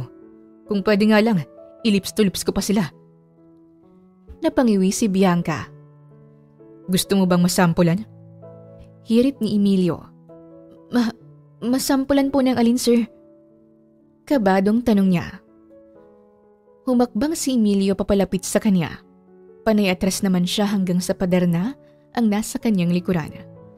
Sunod-sunod siyang napalunok. Kaya kong ilips to lips yung multo. At dahil multo ka, ililips to lips kita. Pilyong sambit ni Emilio. Malakas na tumili si Bianca at inalis ang suot niyang wig. Hindi na po ako multo. Buhay na ako ulit. Bye, sir. Uuwi na po ako. Good night. Sagot niya at kumari pa siya ng takbo palayo. Kung ano nung pantitrip pa ang ginawa ni Bianca pero puro epic fail naman ito. Kahit anong gawin ko palaging palpak. May agimat bang Emilio na yun? Nakakainis talaga siya. Bakit ba kasi siya pang naging boss ko? At bakit ba gigil na gigil siya sa akin? Wala naman akong ginagawa sa kanya pero ang lupit niya sa akin. Napatampal siya sa kaniyang noo. May team building ang company nila at kasama si Bianca. Ginawa pa siyang personal alalay ni Emilio. Nangako ito na dadagdagan ng sahod niya kaya hindi na siya nagmatigas pa. Malayo pa ang hotel na pag-stayan nila kaya ilang minuto nila itong nilakad. Bawal na kasing pumasok ang nirentahan nilang bus. Dala ni Bianca ang lahat ng gamit ni Emilio. Sir, hindi ka ba naawa sa akin? Saglit niyang sinulyapan si Emilio. No. Sir, kawawa naman ako. Ang sakit na ng mga paa ko kakalakad. Pati na tong mga braso ko. Parang mababali ng mga buto ko sa bigat ng mga bag na to. Damit lang ba talagang laman ito o may halong bato? O baka naman nasa loob na nito ang buong bahay mo? Nagrereklamo ka? Hindi no. Wala akong reklamo. Wala talaga. Good. Bilisan mong paglalakad. Di sana tinulungan mo ako dito para mapabilis ang paglalakad ko. Anong sinabi mo? Wala po, Haring Satanas. Pinandilatan siya ng mga mata ni Emilio. Pagkatapos mailagay ang mga gamit ni Emilio sa binok nitong kwarto, ay pinuntahan niya na agad si Maloy. Nanunood kasi ito ng volleyball game. Maloy, hindi mo naman ako tinulungan magdala ng mga gamit ni Sir. Pagtatampo niya at tinabihan ito. Gusto sana kitang tulungan pero pinigilan ako ni Sir sa bus pa lang. Babawasan daw niya ang sahod ko. Mas mahal ko ang sahod ko kaysa sa'yo, no? Wow, kaibigan pa talaga kita? Favorite ka talaga ni Sir Emilio, no? Favorite asa rin. Bakit kaya ang laki ng galit dun sa'yo? Ano ba kasing ginawa mo sa kanya? Parang may kasalanan ka talaga sa kanya eh. Sa'yo lang naman kasi siya ganun. O pwede ring ano? Pwede ring may gusto siya sa'yo. Mukha bang may gusto sa akin yun? Kung gusto niya man ako, hindi niya dapat ako inaalila ng gusto. Janitress lang ako pero naging sekretary at yaya na niya ako. Wala man lang siyang awa sa akin. Kaya nga, nagpapapansin yun sa'yo. Ganun kasi ang mga lalaki. Nagpapapansin sila sa mga babaeng natitipuhan nila. Gusto lang siguro ni Sir na makuha ang atensyon mo. Gusto kanyang suluhin kaya't pinagtrabaho kanya sa loob ng opisina niya at ginawa kang alalay para palagi kang nasa tabi niya. Kakanood mo ng drama yan, Maloy? Tanging nasabi ni Bianca. Makikipagtsismisan pa sana siya sa kaibigan niya pero bigla naman niyang nakita si Emilio. Nakatayo ito sa tabi ng isang poste at nakatingin ng seryoso sa kanya. Saninyansan din siyang lumapit nito. Kamot ulo niya itong nilapitan. Naghubad ng shade si Emilio. May uutos ka ba, sir? Marami. Di ba kaya tayo nandito dahil gusto nating lahat mag-relax? Hindi naman ako makakapag-relax sa dami ng pinapagawa mo sa akin eh. Mas marami pang utos mo kaysa 10 utos ni Lord. Sumusobra ka na talaga. Yumuko si Emilio para magpantay ang mga mukha nila. Nagrereklamo ka na naman. Gusto mo bang parusahan kita? Napalunok siya. Anong parusa? Ngumisi lang si Emilio at kinalidkad siya papunta sa isang bangka. Hoy, teka lang sir. Bakit tayo sasakay sa bangka? Saan ba tayo pupunta? Mangingisda tayo at kailangan mo akong samahan. Bakit ako? Dahil ikaw ang gusto kong kasama. Napakurap si Bianca at natameme. Umaandar ng bangka. Nakaupo lang si Bianca habang nakatayo naman si Emilio at nakakapit sa kawayan. Tahimik niya itong tinitigan. Nililipad ng malakas na hangin ng buhok nito. Ang pogi niya kapag kalmado lang siya. Kapag galit naman siya para na siyang halimaw. Tumigil ang bangka sa gitna ng karagatan. Tumayo ka na dyan. Manguhuli na tayo ng isda. May dala ka bang warrant of arrest para pwede natin silang hulihin? Pagbibiro niya. Natawa si Emilio at inilahad nito ang pamingwit. Bakit ka patatalon kung may pamingwit naman? Matagal ko nang gustong maranasan ng manghuli ng isda eh. Mabuti na lang talaga at pumayag kang samahan ako. Hindi naman ako pumayag ah. Sa pilitan mo kaya akong hinila papunta dito, sir. Tinaliman siya ng tingin nito. Gusto mo bang maglaro, Bianca? Ano naman ang lalaroin natin dito sa gitna ng dagat, sir? Kung sinong may pinakamaraming huli, may karapatan siyang bigyan ng parusa yung may pinakakonting nahuli na isda.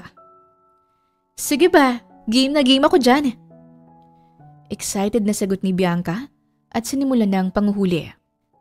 Hindi ko hahayaang matalo mo ako sa larong to. Kapag nanalo ako, maghanda ka na sa parusang ibibigay ko sa iyo, Sir Emilio. Pagbabanta pa niya, kaya't namutla si Emilio. Makalipas ang 1 oras ay binilang na nila ang laman ng mga balde nila. 10 nahuli ko. Anunsyo ni Emilio, ngunit tumalon palabas ng balde ang isa sa mga isdang nahuli niya. 9 na lang ngayon, sir. Na-goodbye na yung isa eh. Pangaasar ni Bianca. Panalo na ako, sir. Wala man lang kahirap-hirap ang larong to. Ang yabang mo. Ilan bang nahuli mo? 20. Hindi kumbinsido si Emilio, kaya binilang pa nito ang mga isda niya. Dinaya mo yata ako eh. Anong dinaya? Tanggapin mo na lang natalo ka, Sir Emilio. At dahil natalo ka, may matatanggap kang parusa. Handa ka na ba? Inisyang tinignan ni Emilio. Ano bang parusang ibibigay mo sa akin? Simple lang naman eh. Magiging utusan kita. Dapat lahat ng ipapagawa ko sa'yo gagawin mo nang walang reklamo. Boss mo ko, Bianca. Wala ka pala eh. Hindi ka marunong tumupad sa napag-usapan natin. Ang usapan natin ay may parusang matatanggap ang matatalo. Fine. Pero 1 oras mo lang ako pwedeng maging utusan. Anong 1 oras lang? Ako ang nanalo kaya ako rin dapat ang magdidesisyon. 1 araw kitang magiging alalay. Sumusobra ka na. Gusto mo bang patalsikin kita sa trabaho mo? Biro lang, sir. Sige na nga. Hindi na 1 araw. Pero 5 oras. Final na yun. Bawal nang tumawad. Sa huli, ay pumayag na rin naman si Emilio. Bumalik ng bangka sa isla. Roll over! Biglang sinabi niya. Nilampasan naman siya ni Emilio. Kagad niya itong hinabol. Sir, di ba may usapan tayo? Bakit hindi mo sinusunod ang utos ko? Hindi naman ako aso para utusan mong gumulong-gulong sa buhanginan. Kung ayaw mo mag-roll over, tumahol ka na lang. Utos ni Bianca. Ayaw siyang sundin ni Emilio, kaya hinarangan niya ito. Tumahol ka sabi eh. Hindi nga ako aso. Bakit ako tatahol? Kapag natapos ng oras ng parusang to, malalagot ka sa akin, Bianca. Bakit may pagbabanta, sir? Naglalaro lang naman tayo ah. Sigurado naman ako na kung ikaw ang nanalo kanina, mas malala pang ipapagawa mo sa akin. Tumahol na lamang si Emilio para wala nang masabi pa si Bianca. Tawang-tawa naman si Bianca at napapaluhod pa ito sa buhangin. Aalis na sana si Emilio pero binato niya ito ng buhangin. San ka pupunta aking utusan? Hindi pa tapos ang parusa ko para sa'yo. May uutos pa ako. Pumihit paharap si Emilio sa kanya. Ikuha mo ko ng juice. Orange juice, ha? Yung malamig na malamig. Yung mapapajacket ako sa sobrang lamig. Gumuya ka na lang kaya ng yelo para malamigan ka. Ay, nagrereklamo? Iibahin ko na lang ang utos ko, yung mas mahirap. Ikukuha na kita. Saad ni Emilio at padabog na naglakad paalis. Pinanood muna ni Bianca ang paghampas ng alon habang hinihintay niya ang pagbabalik ng boss niya. Juice mo.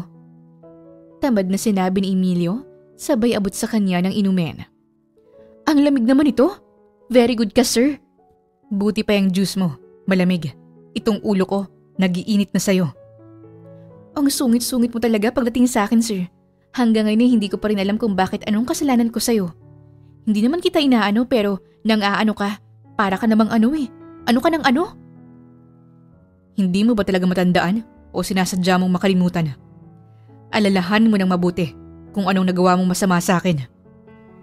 Wala akong maalala. Ikaw kayang maraming nagawang masama sa akin. Kung gusto mo pa iisa-isahin ko, memorize ko po lahat ng pagmamalupit mo. Ano ba kasi ang kasalanan ko sa iyo, sir? Nag-abot ng 5,000 si Emilio. Para saan naman ang perang yan? Bayad ko para lang mahinto ng pagpaparusa mo sa akin. Kapag tinanggap mo ang perang to, ibig sabihin ay tapos na rin ang panguutos mo sa akin. Walang pag-atubiling, tinanggap ni Bianca ang pera. Kailangan na kailangan ko ng pera. Sir, makakalaya ka na. Basta akin na talaga tong 5,000 ha. Sa wakas, may pambayad na rin ako sa renta. Tinalikuran na siya ni Emilio. Sa sumunod na araw, ay maglalaro ng volleyball ang mga lalaking staff ng kumpanya at kasali doon si Emilio. Topless si Emilio at nakasuot ito ng short. Halos tumulo na ang laway ng lahat sa ganda ng katawan nito. Kahit si Bianca ay naguhugis puso na rin ng mga mata. Ito pa lamang ang unang beses na nakita niyang nagsuot ng short si Emilio. Napatingin siya sa makinis at maputi nitong binti. Natigilan siya. Una niya kasing napansin ang parang tattoo sa binti ni Emilio. Kinalabit niya si Maloy. Maloy, sa tingin mo ba tattoo yung nasa binti ni sir? Balat niya yan. Ang astig, di ba? Hugis bituin. Sagot naman ito sa kanya. Parang may bumara sa lalamunan ni Bianca. Doon na niya tuluyang napagtanto ang lahat. Napatingin siya sa mukha ni Emilio.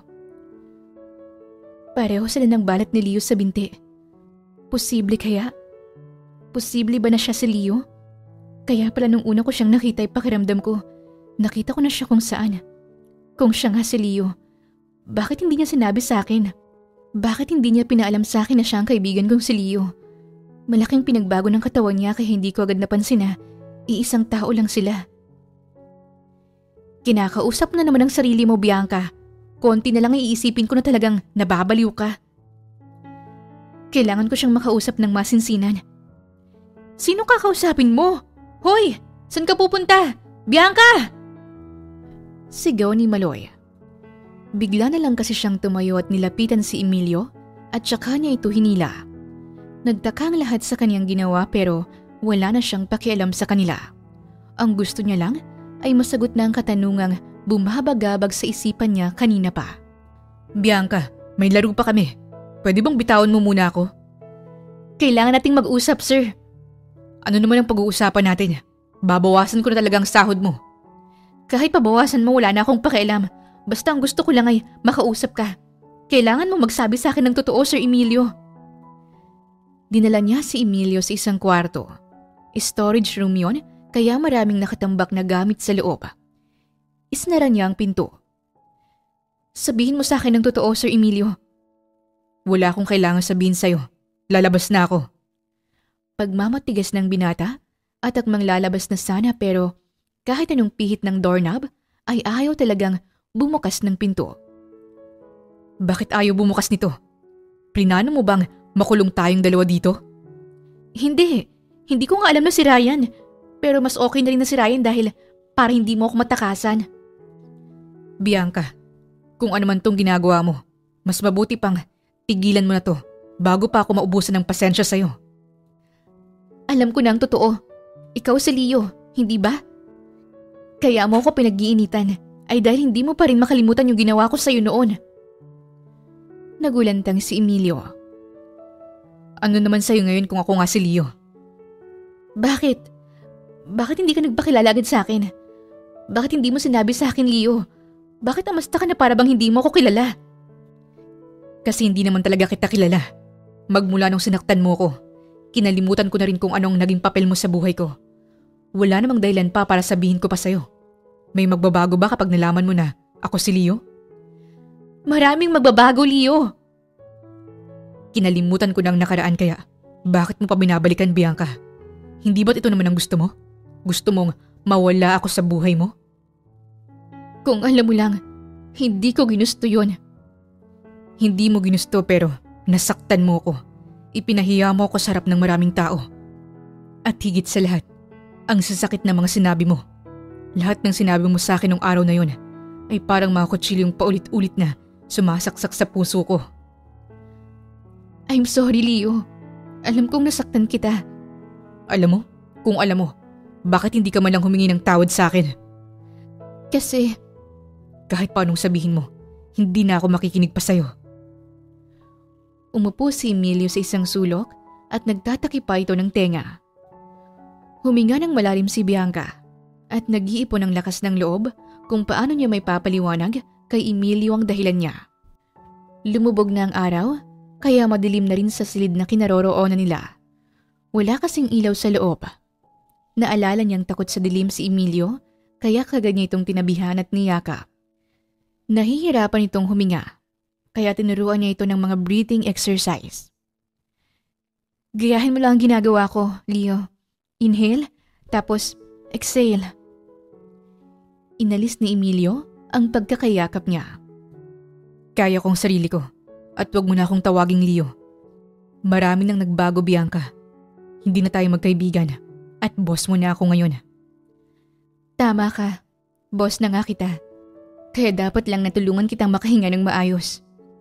Please, Leo, Sir Emilio, sundan mo lang ang mga sasabihin ko, okay? Inhale. Pumayag naman si Emilio sa gusto niya hanggang sa tuloy na ring umayos ang paghinga nito. Napasandal si Bianca sa pader at napatitig kay Emilio. Si Emilio naman ay todo iwas ng tingin sa kanya. Kasalanan mo kung bakit na trap tayo dito. Bigla-bigla ka na lang kasing nangihila. Gusto ko lang naman kasing kausapin ka, Leo. Hindi na nga ako si Leo. Ilang taon tayong hindi nagkita. At ito na ang tamang oras para pag-usapan natin ang mga nangyari noon. Wala tayong dapat pag-usapan. Aalis na ako. Hindi ka rin naman makakaalis. Hindi nga kasi mabuksan yung pinto eh. Kung kailangan kong sirain ang pinto para lang makalabas ako dito, sisirain ko talaga yan. Akmang tatayo na sana si Emilio, pero hinila ni Bianca ang kamay nito, kaya napaupo ulit ito sa kanyang tabi. Marahan niyang hinaplos ang kamay ng binata. Emilio, Leo, sorry sa nagawa ko sa'yo noon. Sorry kung nasaktan kita. Sorry kung sinira ko yung pagtitiwala mo sa akin. Sorry kung... Tama ng paghingi mo ng tawad. Bakit? Pinapatawad mo na ba ako? Asa ka. Tama ng paghingi mo ng tawad dahil hindi na kita kayang patawarin. Sige, ayos lang kung hindi mo ako mapapatawad ngayon. Pero gagawin kong lahat para mapatawad mo ako, Leo. At sana hayaan mo na lang akong magpaliwanag, please. Hindi umimik si Emilio. Nung araw na binasted kita, marami akong nasabing masama sa'yo pero walang totoo sa lahat ng yon. Kinaibigan kita dahil mabait ka sa akin at gusto talaga kitang maging kaibigan. Hindi lang dahil sa panlilibre mo sa akin. Hindi kita ginamit, Leo. Hindi rin totoo na nandidiri ako sa'yo sa tuwing magkasama tayo. Sa katunayan, masaya ako kapag kasama kita. Wala rin akong pakialam kahit sobrang taba mo pa at hindi ka naman talaga nakakahiyang kasama. Tapos, kahit gaano ka pa kapawisan ng mga kamay mo, natutuwa ako kapag hinahawakan mo ang braso at kamay ko o kaya kapag tinatapik mo ang ulo ko o kinukurot ang pisngi ko. Kung hindi yan totoo, bakit mo sinabing lahat ng yanon sa akin? Kasi gusto kong magalit ka sa akin. Gusto ko na kamuhian mo ko. Gusto ko na ikaw na mismo ang kusang lumayo sa akin. Pero bakit? Dahil nahihiya ako. Nahihiya ako sa'yo dahil piniperahan ka ng nanay ko. Ginagawa kanyang bangko na kapag wala siyang pera sa'yo siya nagwi-withdraw. Pero humihingi ng pera si Aling Teresa sa akin para ipagamot ang sakit niya, Bianca. Yun na nga eh. Wala siyang sakit, Leo. Nagsisinungaling siya sa'yo. Ginamit ka niya. Nangingi siya ng pera sa'yo para may pampusta siya sa sugal. Ayos lang naman yun sa akin, Bianca. Handa akong ibigay ang lahat sa'yo. At dahil nanay mo siya, handa rin akong magbigay ng pera sa kanya. Pero mali yun, Leo. Maling-mali. Nung nalaman ko yun, naisip ko na dapat matigil na ang modus ni nanay. Hindi ka dapat nadadamay sa bisyo niya. Alam ko na kahit papigilan ko siya sa ginagawa niya, hindi pa rin siya makikinig sa akin. Kaya isa lang ang naiisip kong solusyon ng panahong yon. Kailangan mong lumayo sa akin. Dapat maputol ang ugnayan natin para wala na ring habol pa si nanay sa'yo. Kaya naman sinaktan kita. Biglang lumambot ang ekspresyon ng mukha ni Emilio. Bakit hindi mo sinabi agad sa akin, Bianca? Ang tanga ko kasi pinakawalan kita. Ang tanga ko kasi mas pinili ko yung nanay kung wala namang pakialam sa akin kesa sa'yo na pinapahalagahan ako ng todo. Gusto ko sanang bawiin lahat ng sinabi ko sa'yo pero bigla ka nalang nawala hanggang sa wala na akong balita tungkol sa'yo. Bigla na lamang hinaplos ni Emilio ang mukha niya. Ni minsan ba'y minahal mo ako, Bianca? Oo naman, Leo. Mahal na mahal kita. Hinintay ko ang pagbabalik mo kasi gusto kong magkaayos tayo. Ni hindi ako nagka-love life kakahintay sa'yo. Ikaw pa lang ang lalaking minahal ko sa buong buhay ko. Natigilan siya sa pagsasalita nang bigla na lamang siyang siniil ng halik ni Emilio. Walang alam sa pakikipaghalikan si Bianca, pero sinabayan na lang niya ang bawat paggalaw ng labi nito. Napakapit siya sa damit ni Emilio. Kulang na lang ay mapunit na ito sa higpit ng pagkakahawak niya. Mahal na mahal din kita, Bianca. Hindi na wala't nabawasan ang pagmamahal ko para sa'yo. Bulong sa kanya ni Emilio pagkatapos. Pinamulahan ng pisngi si Bianca. Pinapatawad mo na ba ako, Leo? Halikan mo muna ako dito. Pilyong sambit ni Emilio habang nakanguso. Humagikik si Bianca at dinampian ito ng halik sa labi. Muli siyang ninakawan ng halik ni Emilio hanggang sa lumalim ito. Natauhan lamang silang dalawa nang bumukas ang pinto. May nakatapat pang flashlight sa kanila. Parang binuhusan ng malamig na tubig si Bianca habang nakatingin sa kaibigan niyang si Maloy. Akala ko ba'y storage room to? Bakit may nagtutukaan dito? Mapang-asar na sambit ni Maloy at hinila ang braso niya. Halika BFF ko, kailangan mong ichika sa akin ang mga ginawa niyo habang nakakulong kayo dito. Bulong nito. Wala nang nagawa si Bianca kundi ang magpakaladkad sa kaibigan niya. Kinurot ni Maloy ang tagiliran niya. Aray ko, Maloy! Sa kurot nasaktan ka pero sa pagkagat ni Sir Emilio sa labi mo hindi. Ang galing! Napaubo si Bianca. Alam mo ba kung saan-saan na kita hinanap? Mabuti na lang may nakapagsabi sa akin na may narinig silang sumisigaw sa storage room kanina. Pero hindi na ang pag-uusapan natin. Ang gusto kong malaman ay kung paano at bakit kayo naglalampungan ni boss kanina. Hindi ba't mainit ang dugo mo sa kanya? Bakit mo inayaang mukbangin kanya? Sasabihin ko sa'yo sa takdang panahon. Ngayon ko gustong malaman, Bianca. Ano bang meron sa inyo ni Sir? Mag-ex ba kayo? Kaya ba mainit ang ulo niyo sa isa't isa?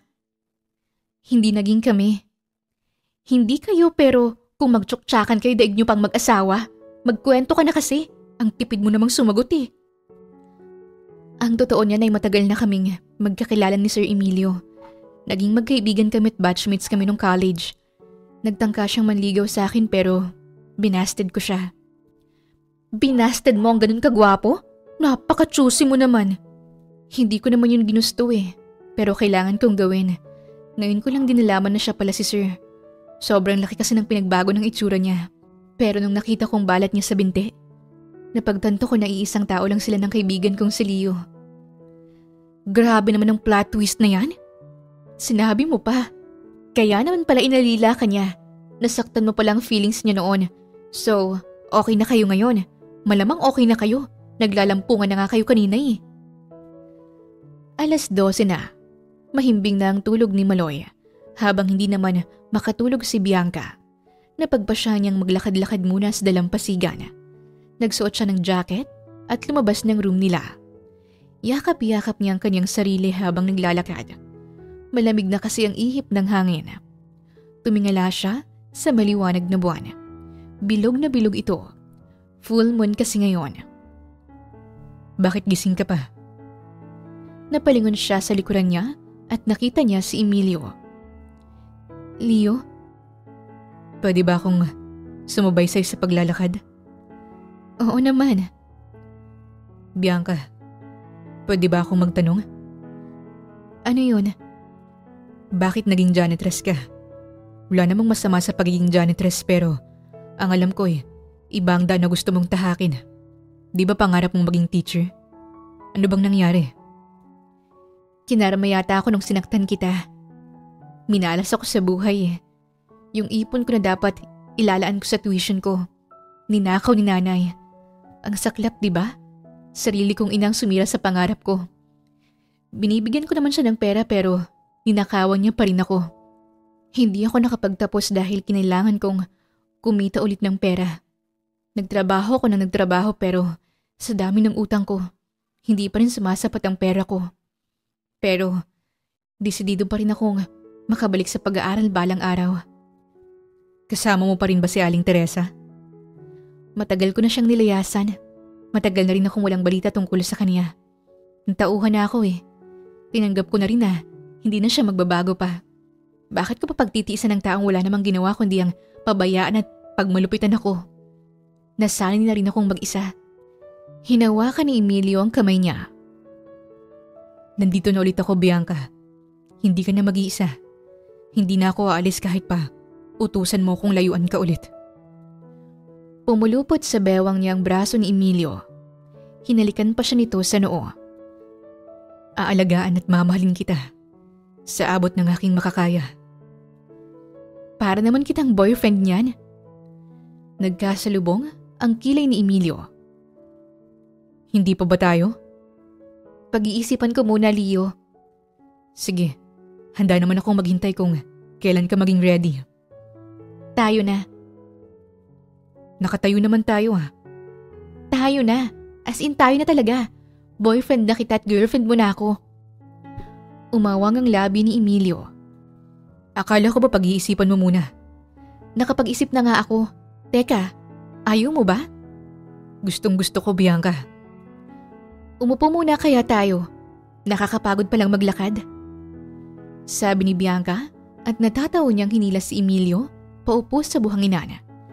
Ilang oras silang nanatili sa tabing dagat habang pinagmamasdan ng buwan at pinapakinggan ang kwento ng bawat isa. Maganda talagang naidulot ng team building sa kanila. Hindi lang ang samahan ng mga staff ni Emilio ang napatatag kundi pati ang samahan nilang dalawa ni Bianca. Naging daan din ito upang maayos ang hindi nila pagkakaintindihan. Mabilis na lumipas ang araw at balik trabaho na naman sila. Pagkatapos mag-ayos ni Bianca ay lumabas na siya sa kaniyang apartment pero nagulat siya nung nakita niya sa labas si Emilio at kausap nito si Maloy. Leo, anong ginagawa mo rito? Sinusundo ko lang ang girlfriend ko. Magandang umaga, Bianca. Maagap na tugon naman nito sa kanya. At kinuha pa ni Emilio ang bag niya. Ako na magdadala nito. Ayokong nahihirapan ka. Napangiti si Bianca at mahina niya itong hinampas sa braso. Hindi naman ako nahihirapan. Ang gaan lang kaya niyan. Bakit hindi ka nag-text na pupunta ka pala dito? Hinapit ni Emilio ang bewang niya. Sabay na tayong pumasok sa trabaho. Saad nito. 3 beses na umubo si Maloy. Respeto naman sa single na katulad ko. 6:00 pa lang ng umaga pero nilalanggam na agad kayo. Kung nakakamatay lang ang inggit, baka matagal na akong walang buhay. Grabe kayo, nakaka-offend kayong dalawa ha. Si Tani Maloy at Peke pa itong umiyak. Huwag kang mag-alala. Dadagdagan ko ang sahod mo para hindi ka na ma-offend. Sabi ni Emilio, kaya't natigilan sa pagdadrama si Maloy. The best ka talaga, sir. Okay lang pala sa akin na mainggit sa love life ng iba basta may bayad. Ganto talaga kapag mukhang pera. Kahit sa trabaho ay sobrang sweet nila sa isa't isa. Kahit sobrang dami ng ginagawa ni Emilio, naglalaan pa rin ito ng oras para malambing si Bianca. Naging laman tuloy sila ng usap-usapan. Pero wala namang nega sa pagmamahala nila. Suportado naman sila ng mga ito at halos naikwento na rin ni Maloy sa lahat ng love story nila. Sir Emilio, pinapatawag mo raw ako? Tanong ni Bianca isang hapon. Huwag mo na akong tawaging sir. Baby o mahal na lang. Nasa trabaho tayo. Boss kita kaya dapat sir ang tawag ko sa'yo. Ano naman, baby mo naman ako ah. Natawa si Bianca at pinisil niya ang pisngi nito. Hinila siya ni Emilio kaya't napaupo siya sa kandungan nito. Pinatakan ito ng halikang pisngi niya. Kapag nakikita kita, nawawala ang pagod ko. Humirit ka pa talaga? Ang harot naman ng baby ko na yan? May kinuha ang envelope si Emilio sa loob ng drawer at iniabot niya ito kay Bianca. May sorpresa nga pala ako para sa'yo. Sorpresa na naman? Ang dami mo ng sorpresa sa akin ah. Gumastos ka na naman ba, Leo? Buksan mo para malaman mo. Sana matuwa ka dyan. Nakanguso niyang binuksan ang envelope. Isang papel ang laman nun. Ano to? Titulo ng lupa? Okay naman ako sa apartment ko. Pabiro niyang tanong at binasang nakasulat sa papel. Nanlaki ang mga mata niya at naluluha na rin ito. Leo, nakakainis ka. Totoo ba talaga to? Bakit ka ganyan, ha? Nagustuhan mo ba? Pero bakit mo ako binigyan ng ganito? Pangarap mong makapagtapos ng pag-aaral at tutulungan kitang matupad yun, Bianca. Alam kong ayaw mo sa mga material na bagay kaya yan ang naisip kong ibigay sa'yo. Isa ka sa napili kong maging scholar ng kumpanya ko para hindi mo na kailangan mag-ipon at para makapag-aral ka na ulit sa susunod na pasukan. Hindi ka na rin magtatrabaho. Gusto ko na nakatuon lang ang buong atensyon mo sa pag-aaral mo. Ako na rin ang bahala sa lahat ng gastusin mo. Parang sanggol na umiyak si Bianca sa mga bisig ni Emilio. Salamat, Leo. Hindi ko tatanggihan to. Salamat talaga. Promise, babawi ako sa'yo kapag nakapagtapos na ako sa pag-aaral. Sa paanong paraan ka naman babawi? Babayaran kita.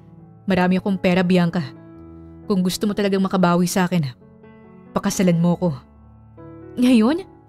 Pwede naman kung gusto mo. Pero syempre kailangan mong mag-focus sa pag-aaral mo. Makakahintay pa naman ako eh. Magpakasal tayo kapag nakagraduate ka na. Parang dati lang kinakawawa mo ako tapos ngayon pinag-uusapan na natin ang kasal. Gusto ko ring maikasal sa'yo, Emilio. Mahal na mahal kita. Ikaw lang ang mahal at mamahalin ko hanggang sa huling hininga ko. I love you too, Bianca. Mabilis na lumipas ang mga taon. Nanatiling matatag ang kanilang relasyon. Kakatapos lang ng graduation ceremony ni Bianca at si Emilio mismo ang umakyat sa stage at nagkabit ng medalya sa kanya. Congrats, Bianca! Bati ng kaibigan niyang si Ana at masaya siyang niyakap. Si Ana ang matalik niyang kaibigan noong kolehiyo. Galing pa ito ng Japan at umuwi lang ng Pilipinas para dumalo sa graduation niya. Matagal na kasi nung huli silang nagkita. Ana, hindi ka nagsabi na uuwi ka. Namiss kita. Ang ganda-ganda mo na. Gusto kasi kitang sorpresahin. Kasama ko nga palang mga inaanak mo. Sagot naman ni Ana at hinila ang dalawang bata papalapit kay Bianca. Singkit ang mga mata ng mga ito. Hapon kasi ang napangasawa ni Ana. Sa mismong graduation niya ay bigla na lamang lumuhod at naglahad ng singsing si Emilio. Will you marry me, Bianca? Tanong nito. Yes, Emilio. I will marry you. Napa-English pa tuloy ako sa sobrang saya. Ngunit naglaho ang saya ni Bianca nung namataan niyang isang pamilyar na babae. Nakatayo ito malapit sa entrance ng venue at nakangiti sa kanya. Sandali lang, Emilio. May kakausapin lang ako. Paalam niya at mabilis na nilapitan ng babae. Bianca, anak. Nay, anong ginagawa mo dito? Dumaan kasi si Ana sa bahay kanina at nabanggit niya na graduation mo pala. Kaya gusto kitang puntahan. Nakita kitang naglakad sa stage kanina. Napakarami nang nakuha mong medalya, anak. Napakatalino mo talaga. Matalino palang tingin mo sa akin ngayon, Nay. Dati palagi mo sinasabi sa akin ang tanga-tanga ko at wala akong mararating sa buhay. At ikaw rin ang dahilan kung bakit hindi ako agad nakapagtapos ng pag-aaral. Ikaw ang sumira ng pangarap ko, Nay. Bakit ba nagpakita ka pa sa akin? Alam kong hindi mo pa ako kayang patawarin pero nandito ako para sabihin sa iyo kung gaano ako ka-proud sa lahat ng narating mo sa buhay mo nang wala ako. Masaya ako para sa iyo, anak. Gusto ko ring humingi ng tawad sa lahat ng maling nagawa ko. Aalis na ako. Kapag handa ka ng kausapin ako, alam mo na kung saan mo ko hahanapin. Sambit ni Teresa at naglakad na ito palayo. Nang hina ang mga tuhod ni Bianca, wala ring tigil sa pag-agos ng luha niya. Muntik na siyang bumagsak sa sahig. Mabuti na lang at nasalo siya ni Emilio. Makalipas ang 5 taon ay may munting pamilya na si Bianca. Biniyayaan sila ng kambal na anak. 3 years old na ang mga ito. Nagtatrabaho na rin siya bilang guro sa pampublikong paaralan. Si Emilio naman ay abala pa rin sa pagpapatakbo ng kumpanya pero naglalaan naman ito ng oras sa kanilang pamilya. Si Teresa naman ay napatawad na ni Bianca. Pinatunayan kasi nito ang pagbabago niya. Hindi na ito nagsusugal at wala na rin itong ibang bisyo. Si Maloy naman ay nagtatrabaho pa rin sa kumpanya ni Emilio, pero na-promote na ito bilang head janitress. Si Ana naman ay sa Pilipinas na nakatira. Namatay na kasi ang asawa niyang Hapon, kaya sa Pilipinas na siya nanirahan kasamang mga anak niya na naging kalaro naman ng mga anak ni Bianca. Mahalagang pera. Pero minsan ay isa ito sa mga dahilan kung bakit nasisira ang mga relasyon.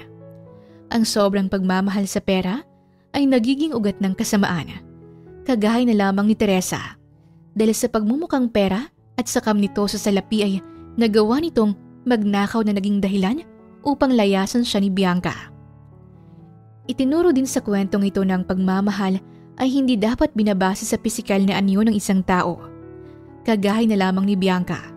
Sa kabila ng pagiging mataba at pagiging tampulan ng tukso ni Emilio, minahal niya pa rin ito.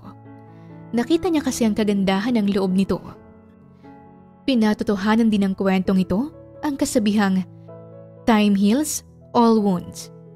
Sa paglipas ng panahon ay unti-unting naghihilom ang sugat ng kahapon. Sa paglipas ng panahon ay unti-unting nababawasan ang sakit at unti-unting naayos ang mga hindi pagkakaintindihan. Basta't idaan lang ito sa maayos at mahinahong usapan. Wakas! Maraming salamat po sa inyong pakikinig. Muli, ito po ang Tales of Siren at hanggang sa ating muling kwento. Maraming salamat po.